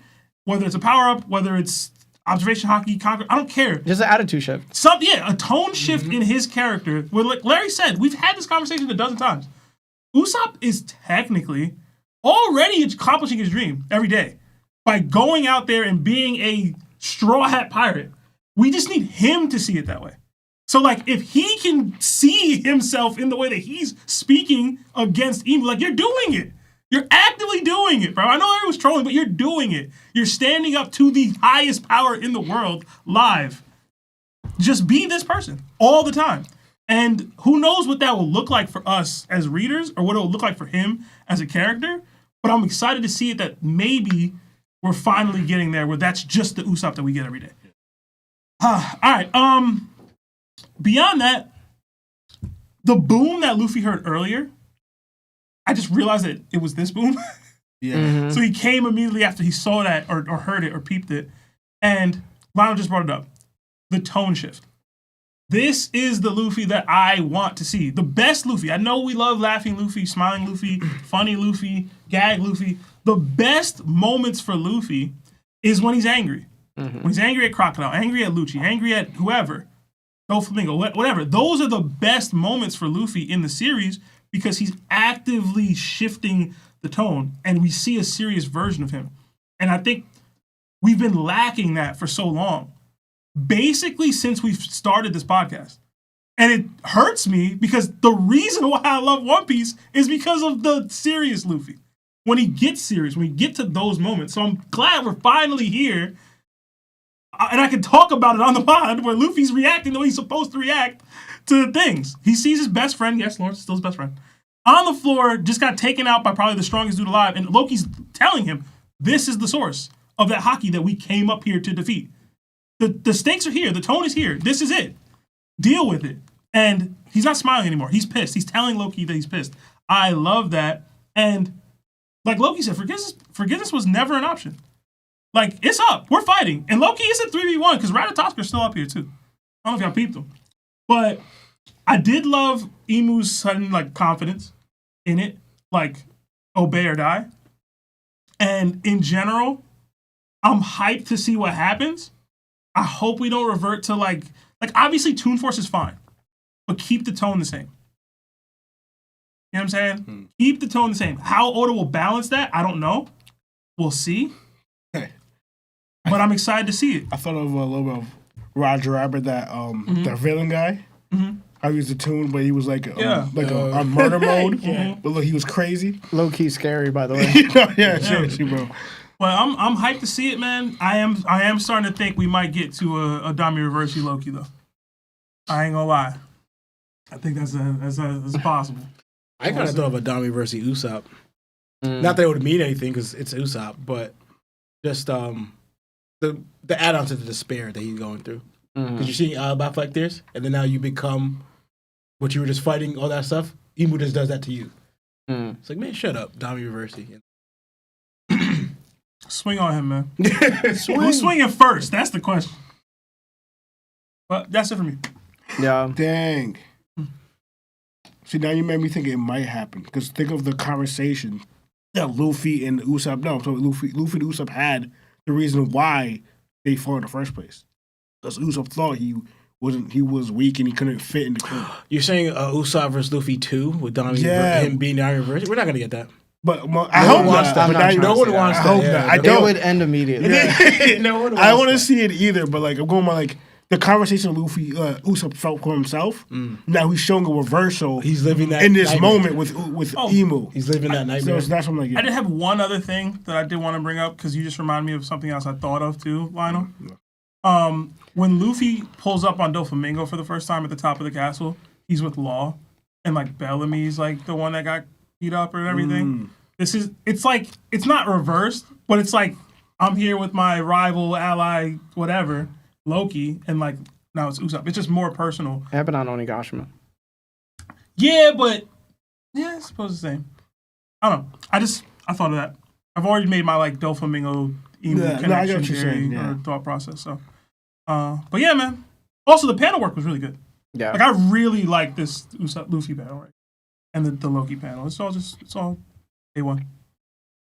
All right.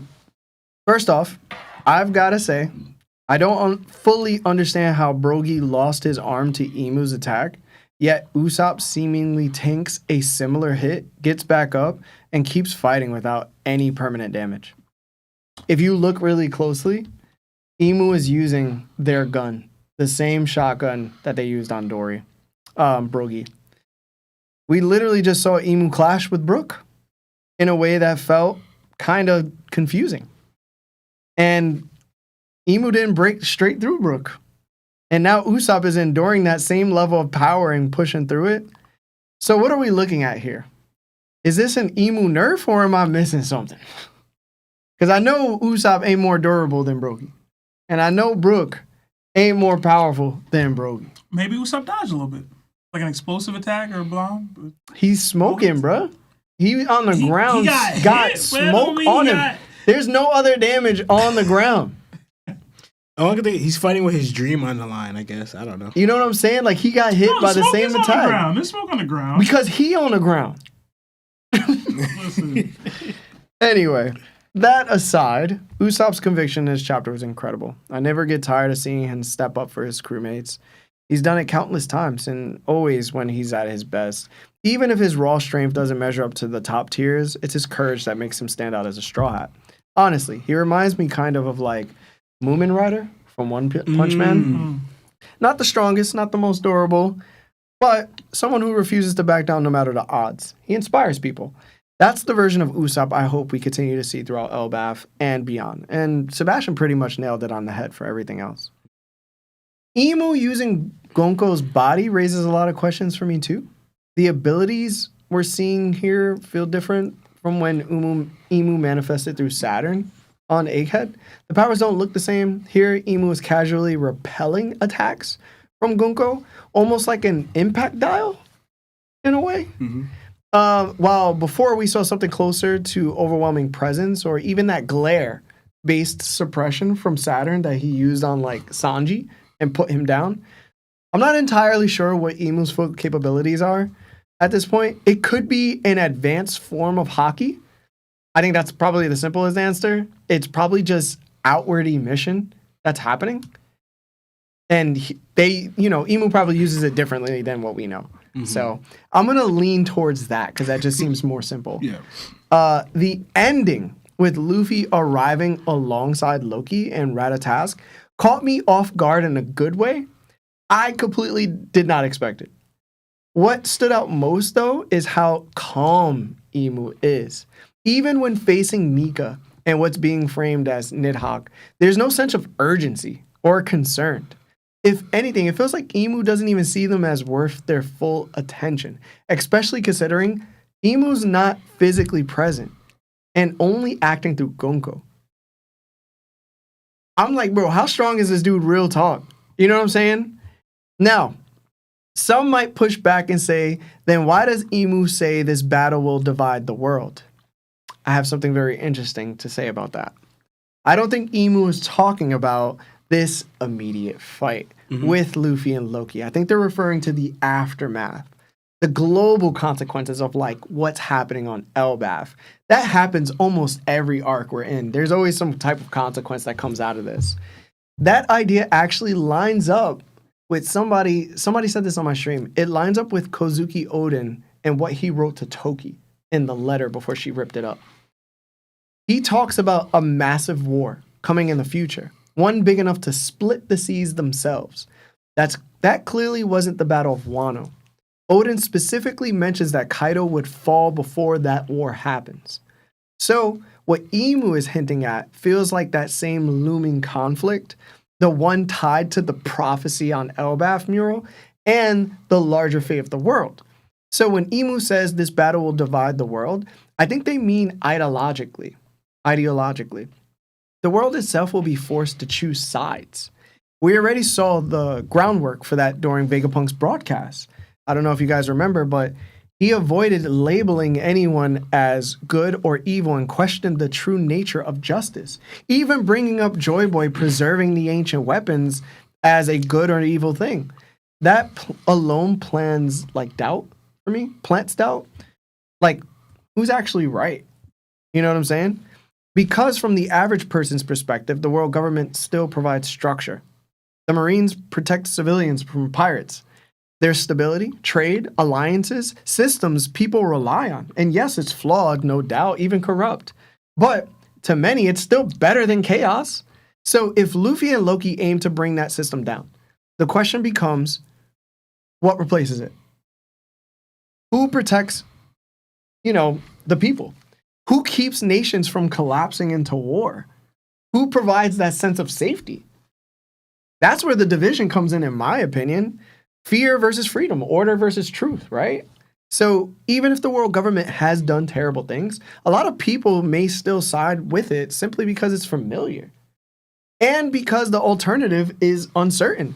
And unless someone can step up and offer a better path forward, it's not going to be an easy decision for the world to turn against it either. So it's the Giants are already feared. So you're saying they're going to go on the team that's trying to currently take away your freedom? Oh, and don't forget, the world is still sinking. Vegapunk just told everybody it's sinking. Who do you think they're going to rely on to keep them safe?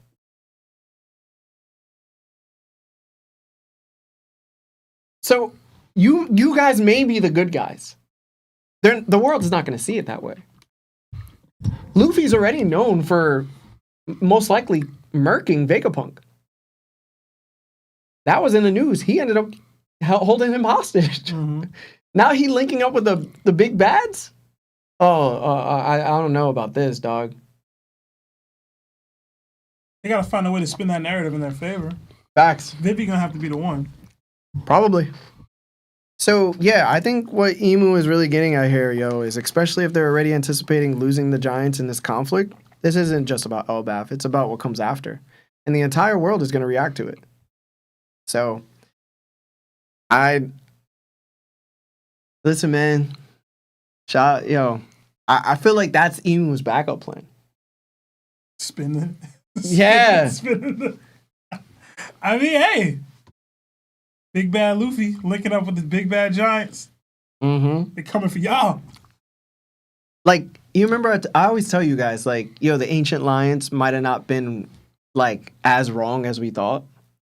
All right, tell me real talk. How many of these countries, if Elbaf was to get on a ship and just go to a country and just start eliminating the country, how many of those countries can survive, bro? Not many. Almost none of them. 99% of them. If we being real. If they were to go to Dressrosa right now. Honestly, anything that's not right? Yako protected is cooked. Yeah. It's cooked. Yeah. Fishman Island, the only ones that could really be he's safe. But that's only elemental. Right. You know what I'm saying? But if they get their coat, their ship coated and they just go to Fishman Island, who could stop them? So if y'all linking up with the Giants, the world is probably going to turn against you.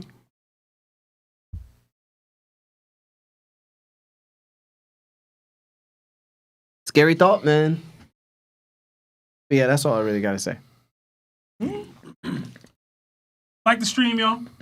This was a cool. You said the chapter was boring earlier. I didn't get that. I didn't feel that. I like the ending of it. The first part was terrible. I think the beginning of the chapter was a little weak, but yeah. Everything after that was fire to me. I think we made it more interesting. That's our job, I'm gonna give it a bean. That's our job. Yeah, bro. All right. We got a bunch of super chats. We'll read them. Guys, we will be extending, 10 minutes or so? I think it's 15 minutes, right, Marv? Yeah. So maybe we can get the calls. I doubt it, but we'll see. We got 5 from Dryden. It says, Zebek runs the Hokage gauntlet. Gets put back to full HP between each fight. How far does he get? I gotta know what it looked like. What's the start of a Hokage gauntlet? You know what I'm saying? Is Naruto at the end? Is the first at the end? What we look? He get into the first. Oh, if Naruto's at the end, then damn. So is Naruto showing in the first now? Yeah. All right, so you're saying he beats Tsunade, he beats Danzo, he beats the third Hokage, he beats Kakashi. All right, like, that's what you're saying. Does Kakashi have DMS when he's Hokage? Okay. No. And then does he beat the fourth?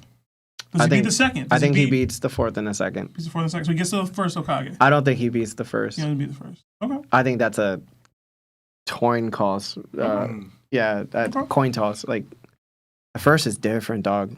You see my Naruto research stickman in there? Yeah. DMS that was Kakashi? That was a good one. Look at me. He not being Naruto. Okay. Yeah, I don't know. It's a toss-up for Hashirama. Hashirama's different, dog. Mm-hmm. Like, Hashirama's real different.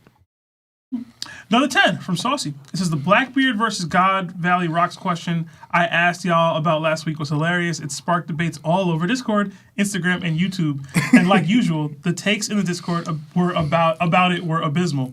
Hey, man, that's the point. Content, right? Hopefully y'all enjoyed it. But yeah. I know people were at me about it all week. I was like, hey, yeah, man. really? Yeah. It's a good one. On both sides. And you know what? Discord actually chose in total when I put it out and I told them to choose a number. They ended up choosing Kaido. Most of the votes. There? Yeah. Okay. Let me see if I see it again. It should still be there. I'm telling you, bro. Everybody said Kaido. Another 5 from Your Lips Are Crispy, Bud. Usopp should have been in first gen Beyblade. Get him out of One Piece, bro. He only uses one move since the time skip. Hashtag Ray or Kai would have been better in the story. Hashtag Let It Rip. Oh, yeah, I see it. 68%. Yeah, 68 votes for 40 votes. Everybody was saying he'd stop at Whitebeard. Another 2 from Dirty Mike and the Bros. Dragon cooking up another excuse like a politician. What was Dragon got to do with the chat? Another 5 months at Nakama status from C2X's. Larry, stop trying to make your girl a celestial. What? Another 5 from Saucy 12. Were y'all Pokemon fans growing up? If so, what is y'all's favorite starter or game? Charmander, red version. Also, Seb, you need to bring gauntlets to DDTs. Yeah, that's the game plan. That's something I plan on doing this year. I talked to the mods about it a little bit. I just need to structure it a little better. I have a theme for how I want to lay out the visual, but it's coming. Hashtag Super Rare Rabbit Seb. Another 10 Canadian from Caleb Marchand. What are your favorite movies? Oh, I'm sorry. Did y'all have an answer to the Pokemon question? No. Because I didn't either. So. Yeah. What was it? I wasn't that into Pokemon when I was younger. Really? Yeah. My favorite game was Snap. Oh, Snap was a good one. Snap was cool. I like Snap. It's like the only Pokemon game I ever played, but I really didn't enjoy it. My pictures sucked every time. Try! Mark, do you have a favorite Pokemon or starter Pokemon? Or? Nah, I'm not a Pokemon guy. Okay. Oh. I just know Larry kidnapped me once to make me play Pokemon Go. Couldn't stand it. I did. Digimon. Digimon, Digital Monsters. I was a freak for Angemon, bro. Angemon? For good reasons. Yeah. Okay. She was a cat. Yeah, bro. I noticed my love for white women came from the genie from Nick at Night and Angelmon. Yeah, bro. Swear to God. The genie from Nick at Night. Listen, I love all races, but so funny. White women caught my eye at that age. I'm gonna clip this and send it to Rob in the group chat, and you're done. You're cooked from there. Yeah, bro. Another 10 from Caleb. What are your favorite movies? Mine is Lord of the Rings: Return of the King. It also re-released on my birthday, 2003, December 17th, which I think makes it all the more special. Well, do y'all have a favorite movie? Dead Presidents. Huh? Love Dead Presidents. I could watch that movie a million times. Tropic Thunder. For sure. I love Tropic Thunder. I think that's one of the funniest movies ever. There's so many, man. I love Shutter Island. My favorite movie is Django Unchained. Who is that on that net? It's just, I think, peak performances from several actors that I really, really like. And Black Dynamite. For Black Dynamite, reasons. yeah. Walk Hard is another one. Yeah, man. For comedy reasons. But other than that, like Goodfellas is a classic for me. That's one I always watch. A Few Good Men is another one I really love. That's Interstellar. I was not an Interstellar guy. So good. I finally watched it like last year. I was like, This was good. To me, it was good. That was a good movie. So People good. act like it's the greatest movie of all time. I don't good. see that, man. So good. Okay. I just said one.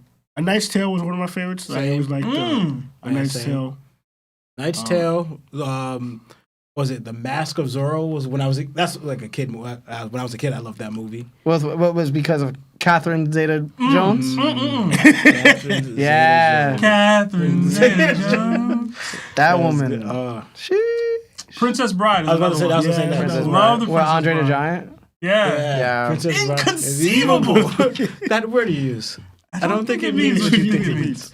And the other one I'll say, I used to love that movie, War, with Jet Li and Jason Statham. Yeah. I love that movie, War. Another one, Liar Liar.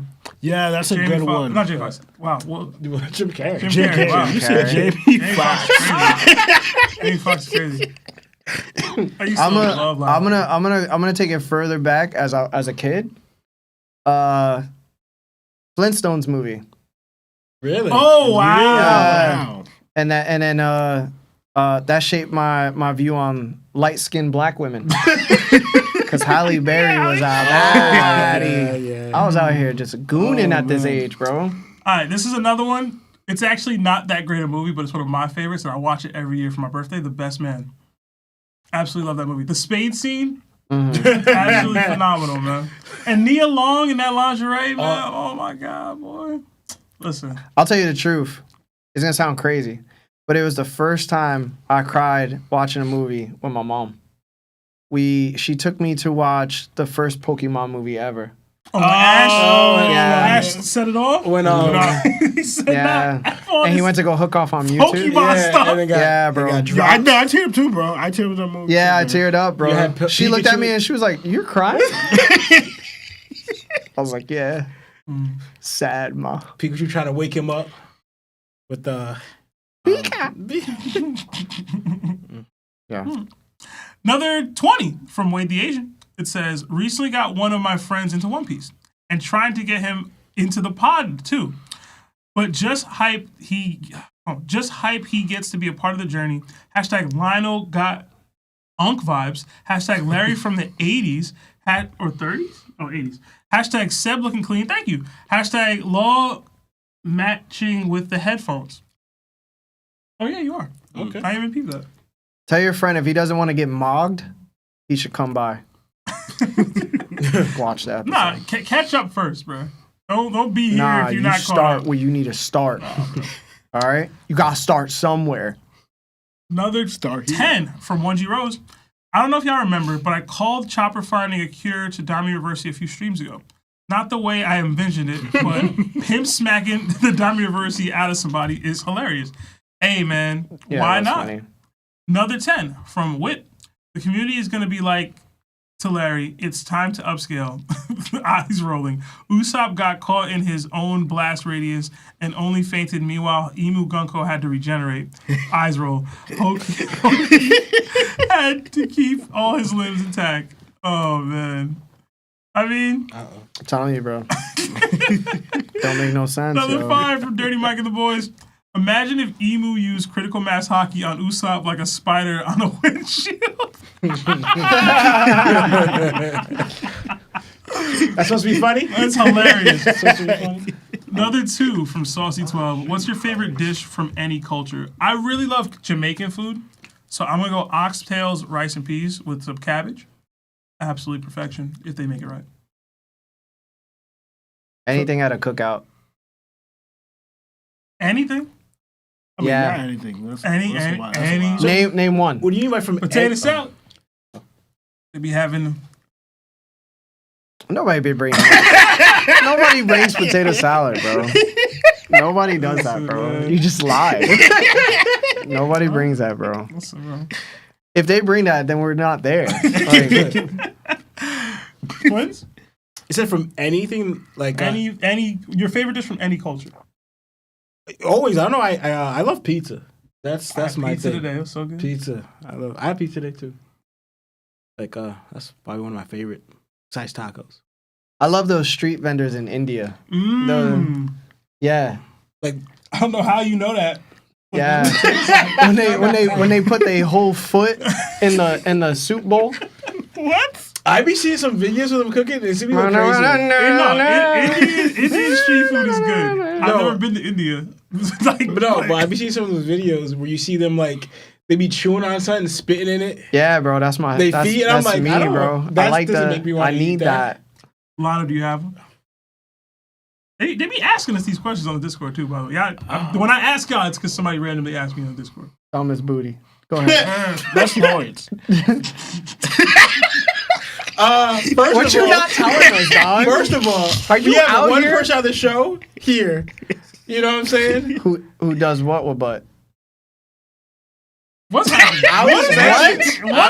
What is going on? I'll just mention. You got info that I don't? No, we all know this. That pose no heavy. Seb, you dirty? I'm trying to understand what's happening right now. You out here being nasty? Dude.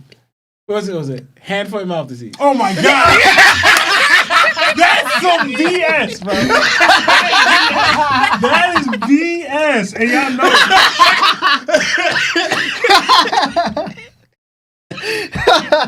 Yo, you really be eating butt though.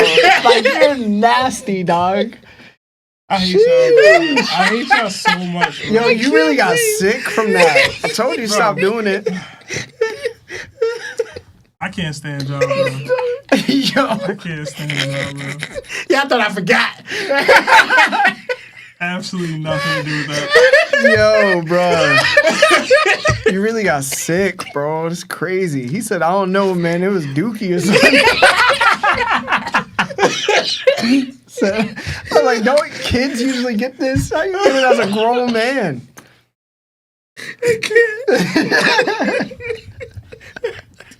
Another 5 from Roberto Figueredo. I realized that bro. Chopper never says human during an attack, so I'm thinking maybe Chopper could be the forest god human fruit. Yo, Yeah, it's been coming up a couple times. Yeah, man.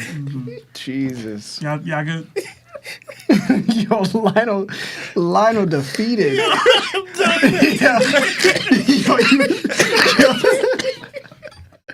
Yo, that cookie really almost killed you, bro. Oh my gosh. Now I Another got hot. 5 from The Real Aaron Creates. You know the world about to end when Chopper starts relying on pimp slapping and backhanding. Hashtag a pimp named Chopper. Lionel can't breathe, bro. You want to take a step, Bro, yo? you don't make me pee on myself, bro. You want to take a break, bro?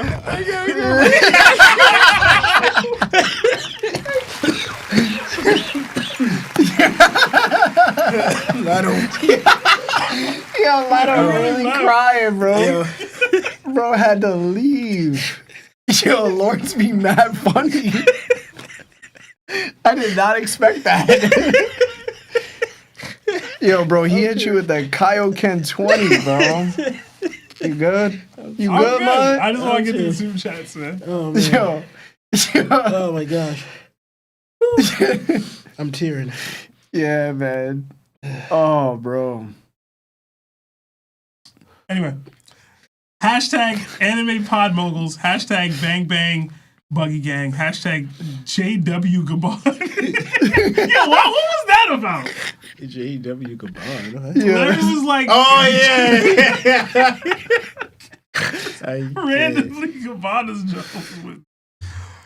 Oh, man. Another 5 from Manny D. Nika. Hot take, I think Usopp dies in Elbaf. Black in Little Garden hinted dying is what completes the legacy of being a brave warrior of the sea. I'd be with it.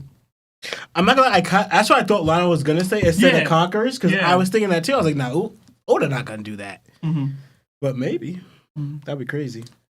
Another 5 from Casey Griffin. It says, Luffy's hockey is greater than Kaido's hockey since Kaido was affected by Gear 5. Based on this, who in the verse still has stronger hockey than Luffy? Hashtag Larry Tax, hashtag Seb is right. Who in the verse has stronger hockey than Luffy currently? Emu? Shanks. I guess we're not counting Kaido and Big Mom because they're out. I don't know if I would count them anyway, but maybe. I don't know. It's like, who do you think is a Sky Splitter still? I'll guess Dragon. You gotta start with the Sky Splitter thing, bro. You Like- have to be that. that. No, I just feel You have to be that to have. I great just feel hockey like there's moves? so much more context around sky splitting, bro. I think you overscale it. Yeah, you do. I Like think a you over- lot. yeah, I Yeah, think you bro. do. I think Do you do. I? Yeah, Yeah, I just a think little you do. bit. There's okay. Nobody. Hold on. Nobody currently. I don't think being a Right. sky splitter means that like you are more capable than others or something like that. Yeah. It just I means think it that does. I I think it definitely does. you have no proof to that. Because I've seen people with Conqueror's hockey not split the sky, and then the only people I have seen do it were like the top of the world. But so why would I be like, yo, that doesn't mean anything? Because we've had varying degrees of people at different strength levels that haven't split the sky even when they clashed, but they did split the sky with somebody else. I could easily, so for example, right? And I know you're going to disagree with this, whatever, but Whitebeard and Roger clashed right before Shaqy was saved. And Conqueror's hockey's coming out, but the sky didn't split. They probably weren't sky splitters yet. The man did critical mass Supreme King hockey. He learned that later. What do you mean? No. What are See, you this talking is, about? I disagree. I believe he was because Sebastian, come on. Hold on, y'all saying, Stop. hold on, y'all are Stop, saying, bro. saying this that is a bad take now, you think bro. Roger was a sky splitter at God Valley, which is possible. Listen, we don't know that. To Larry's point, like, because we talk about the whole age thing too. Shanks at 39, the same age Roger was back then, is splitting the sky with old man Whitebeard. Off a whim. It wasn't like they were they just literally do one attack. Yes. Okay. We're far above splitting the sky now. Okay. You have to stop with this guy. So, yeah. The thing is, you'll make a statement like that, but you won't have anything to back it up with. Okay, so you're just saying it. We had a sky splitting debate a while back, And you almost convinced yourself that it took more than just strength level. No, it was. What's going on? It was He said that Roger and Whitebeard were in sky splitters. at God Valley. At God Valley. Weren't? At God Valley. No, we they don't weren't. know if they At were God or not. Valley. At God Valley. We don't know. Yeah. We don't know. Yeah. They were 100% sky splitters, Sebastian. Dude, they were. Are you serious? That really makes no sense. It's just, I think you're just really, like, there's so much holes in your sky splitting. And like, Me and Larry. he thinks it's a feat. Like, sky splitting is a feat. It is a feat. In comparison to, like, it actually meaning something. Like, where does it come from? Like, how many people can do this? But How both many things people can have be true. clashed? Both things can be true. I would say at a certain point, for instance, Luffy, it was a feat. For people like Roger, who's been in the game for years, using hockey, that's not a feat. If Roger was a sky, like I'm Do not you think saying Garp is he a sky wasn't. splitter at that point? He might have been. I'm saying I don't know. My point is, Roger was battling him all the time. My point is, you're trying to convince me that it means nothing. It can't mean nothing. No, it Only the top of the world have ever done it. no, It can't mean nothing. this is like there's certain things in Conqueror's hockey that are shown that not everybody else shows, right? Like Luffy was able to knock out 50,000 people on Fishman Island with his Conqueror's hockey, but we never saw Roger randomly just do a hockey blast like that and knock out other people, right? For example, Shanks on a ship sends his hockey all the way to Green Bull, and all of a sudden Green Bull is not allowed to activate his Devil Fruit, and the people around him end up being knocked out. You know what I'm saying? We haven't seen that with Whitebeard. Just because we haven't seen it with other characters doesn't mean that they necessarily can't do it, but you have to take them for what their character is and what they were up to that point. I'm fine. I'm fine with that. It's like, for example, I even proved it to you with Yamato and Kaido. When they clashed on Onigashima, there were clouds, and then when they clashed, there were no clouds. But they didn't split the sky. But the thing is, all right, another example, Whitebeard and Roger. When they clashed on that island, they didn't split the sky. Are they sky splitters? No, they tore the sky apart. And this is where I had my rebuttal about your intention behind the attack and your ideologies matter. Okay, but that's where your statement of sky splitting weakens, because now you're talking about ideologies clashing with one another, making them sky splitters instead of saying it's through power base only. But both things need to be true. This is why I mentioned Kaido and Kaido and Yamato, like you did, and Luffy and Doflamingo. The ideologies couldn't be more different. But if there's a gap or they're not of a certain level, there won't split the sky. The ideologies are still diametrically opposed. But Luffy and Doflamingo weren't strong enough to split the sky. All right. Kaido and Yamato, one of them was. Therefore, Kaido, if somebody of his caliber was capable and they clashed, they would have split the sky. Okay, so two things could be true at one time, right? Yeah. But your conversation is now leaning towards ideology. And no, it does, because now it comes ideology and it becomes power. But you don't know, out of all these clashes, where the base limit for that power for sky splitting is. You know that there has to be, in fact, ideologies clashing. That's it. But you can't determine at any point in the series where that strength level is. And if the least strongest conqueror that we could say that did something to the sky was Yamato, then it's perfectly fine to say anybody at Yamato's level can do something to the sky. It just matters how opposed are the ideologies between that person. So is Zoro of that skill level? Is Loki? Is anybody else above Yamato in terms of conqueror's hockey? Absolutely. The only person I can say for without a doubt that doesn't have that strength level happens to be Doflamingo, because he didn't do it with Luffy during Dressrosa. Well, Right. You're in a mirror world. Right. Cat was in the mirror world, so we can't use that against him. But that's what I would say. So that's what I'm saying. You lean towards more ideology. We don't even have enough time, but my bad. It's that. But I feel like, you get what I'm saying? You can't say, yo, he's not a sky splitter, dog. That's not fair. I think it's fair. You refuse to give up, bro. And they be calling me stubborn. Yeah, I know. Yeah, like, he has no evidence. You're just saying so again. Yeah. You're not going to convince me that splitting the sky doesn't matter. When I say it doesn't never matter. said it didn't matter. It doesn't make sense for Shanks, who's 39 years old, a sky splitter, than Roger's same age. That's what I said. So, all right, you're saying hold on. right there, you know. Rhino, do you Tell think? me Hold on, no, F that. Do you think that Shanks right now would beat God Valley Roger? Do you? No. There's people out there that do. Again, that's fine, because you can argue the So why can't one be one? Like, you know what I'm saying? You're saying it's not possible for this, when some people will tell you, yeah, Shanks beats God But doesn't Valley mean Roger. he's not a sky splitter. Right. He might be. Okay. Can Shanks right now beat Luffy? Because Luffy split the sky with freaking Kaido, but what's the difference? Shanks is also a sky splitter. Again, we know. But this is why That doesn't make any sense. But that's what I'm saying. But this is why I said I used I guess it's the first time we've seen it.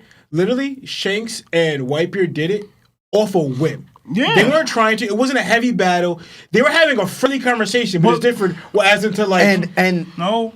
I mean, And we don't have time, bro. I'm gonna have to get into this outside. We don't have time. But they weren't. Shanks and Whitebeard They were were opposed. diametrically opposed. Yeah, they were in their opposed. stances in that moment. yeah. I can't but it say wasn't. that. But it wasn't heated. They were still friendly. It was like you were in a battle after this. It wasn't Roger and Whitebeard, is what I'm saying. yeah. But I'll get us out there.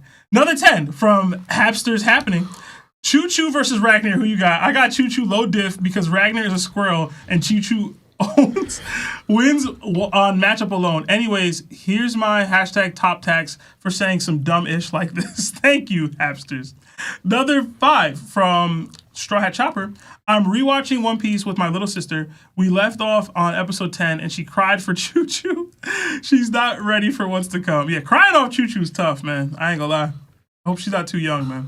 Another 5 from Raven D. Storm. Fun fact, Chopper's blood type is X. Oda said in an SBS in chapter 654 that the blood types in One Piece world are X, F, and S. Okay. I feel like there was another one. I might be forgetting that. Another 2 from Inferno Knight. Nesjuro and Garling versus Mihawk and Shanks. Mihawk and Shanks. Yeah. So, another 2 from Diamond Life. You know you wrong when law defending a giant. Another 2 from Project Iceman. Currently wearing my top Seb trauma dump shirt. Oh, thank you, bro. No, you're not. Another 10 from Birdman. Yo, what up, gentlemen? I just joined the Discord this week and been trying to figure out how it works because I've never used Discord before, but I'm excited and trying to hop on a call-in or DT stream. Ping me on Discord or ping one of the mods. I'll walk you through it, man. Yeah, thank you for joining. Another 2 from Inferno Knight. It says Shamrock and Dofi versus Zoro and Sanji. What diff? Zoro and Sanji. I'm trying to get my boy Shamrock. No, I have to Shamrock? disagree. Shamrock? Yes, for now, Shamrock and I'm gonna go Shamrock it's hard. and It's a Dofi, hard one. man. It's a hard question. I'm gonna stick with Zoro and Sanji. Yeah, I think, you know what, I was faltering. Zoro and Sanji. Yeah, Give me Yeah. Shamrock. Yeah. Another 2 from Saucy12. The Dofi runs the Blackbeard Pirates Gauntlet. Where does he stop? Ooh, he stops at Blackbeard or Aokiji. Yeah. It depends on where you put Aokiji and Blackbeard. If you're putting Blackbeard, most likely because he's the captain, he's the last. We almost saw Dolphy and Aokiji at the whole smoker incident. He stops against Aokiji. Yeah. He being everybody. He being everybody, bro. Yeah. That's fair. Stop. Another 27 months at Warlord status from JD Cervantes. Sup, guys? Glad to catch the pod. Just curious, are you guys going to post the best of top moments 2025 video? It was hilarious. Much love. #top on top. Yeah, eventually. It's just really hard. I have to go through every episode myself. Another 5 from Larry's biggest hater. Larry ain't never going to beat the stealing theories allegations. I said it was from the stream. Yeah. Another 2 from Salty. Seb's Forest, almost as bad as Toby's Tomato. Yeah, I spelled Forest wrong in my poll earlier. My fault. Another 12 from Mr. Ora. Yanko 12 months at Yanko status. It says, I've been reading Gantz and it's been great, but I'm currently taking a break. See? Good for you. Good. Good. Smart man. Good. Don't go back. Another 5 from Reggie. Hey Nakama, how's the gang doing? We're doing well. W-Pod, glad to see the crew on set with a couple emojis. #goats, #advanced topped hockey. Thank you. Another 250 from Nico.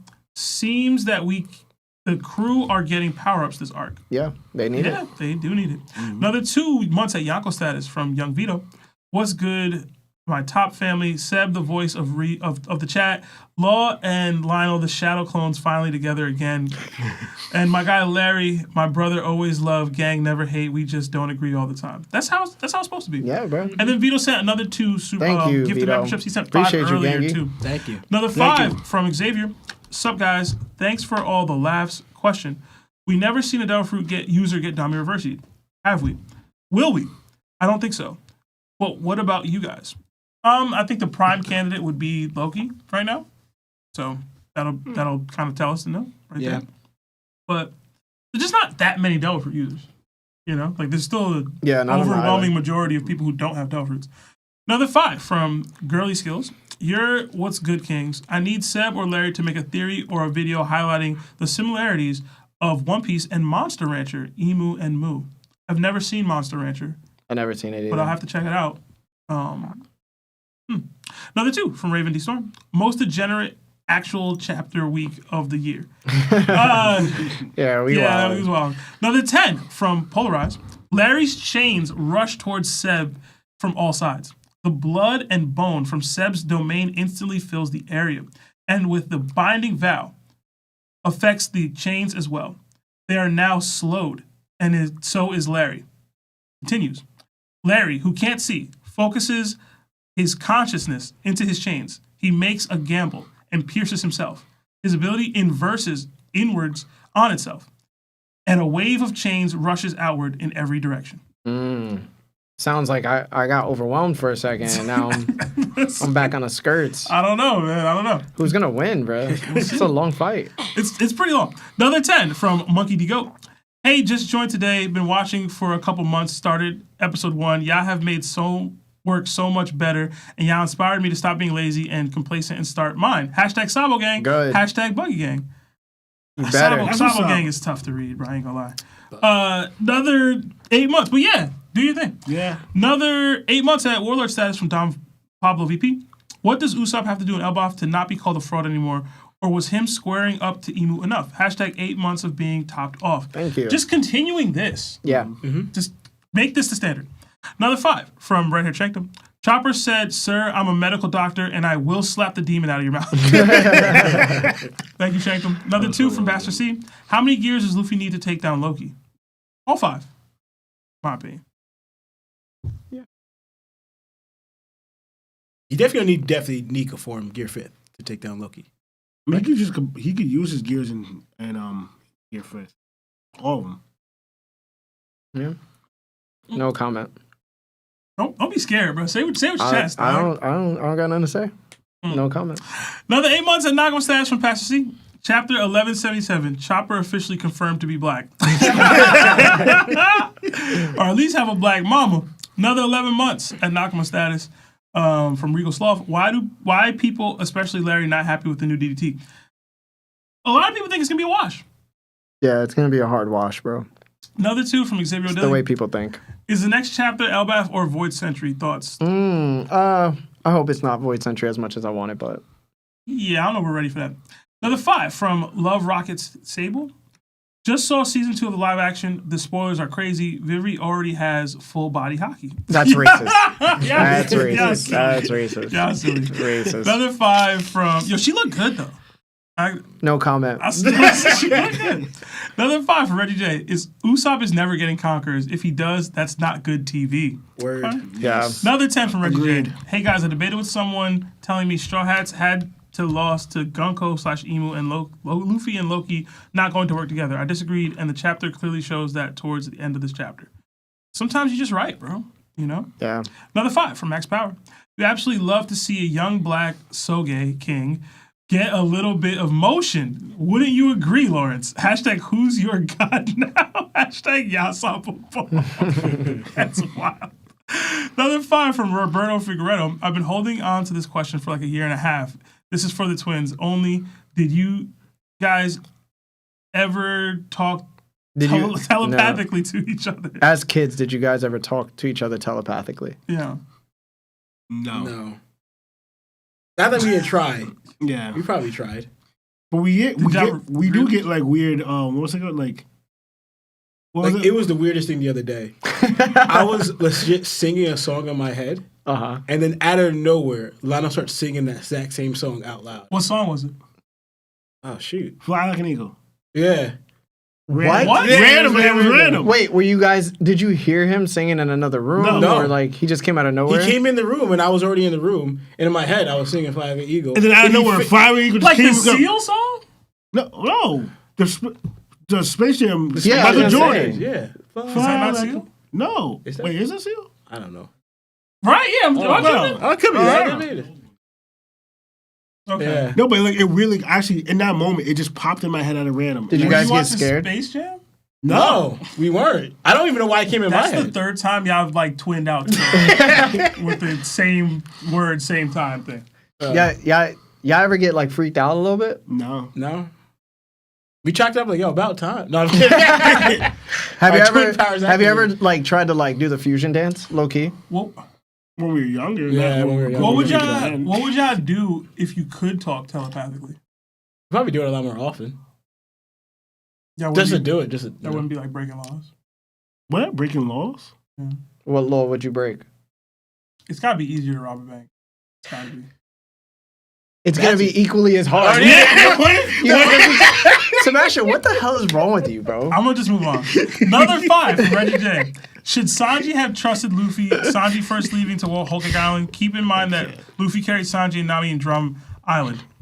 We've argued about this a few times. To me, it wasn't about trusting Luffy. It was about Sanji's self-worth issues, but people disagree. Traitor. Another 5 from T. Golgo. It says, Gunko had one empty hand and the other hand as a trident. She didn't use a gun on Usopp. You're missing the point, the moment Larry was referring to when he said that. Yeah. It was the first interaction you see between them. Like that first one where Usopp's on the ground. She has the musket gun in her hand. Yeah. Another 13 months at Nakama status from Sophia. It says, wonder when Usopp slander will stop. I enjoy though. It won't, Sophia. Another 5 from Benji 1K. Dropping in late, but been hyped for y'all to review this chapter. The possible Chopper buff is kind of wild coming this late. Hashtag like the stream. Hashtag secret mog. Oh, screen log Larry. Screen mog Larry. You're not mogging me, bro. Another 2 from Reggie J. Who in One Piece can beat Maharaga, dead or alive?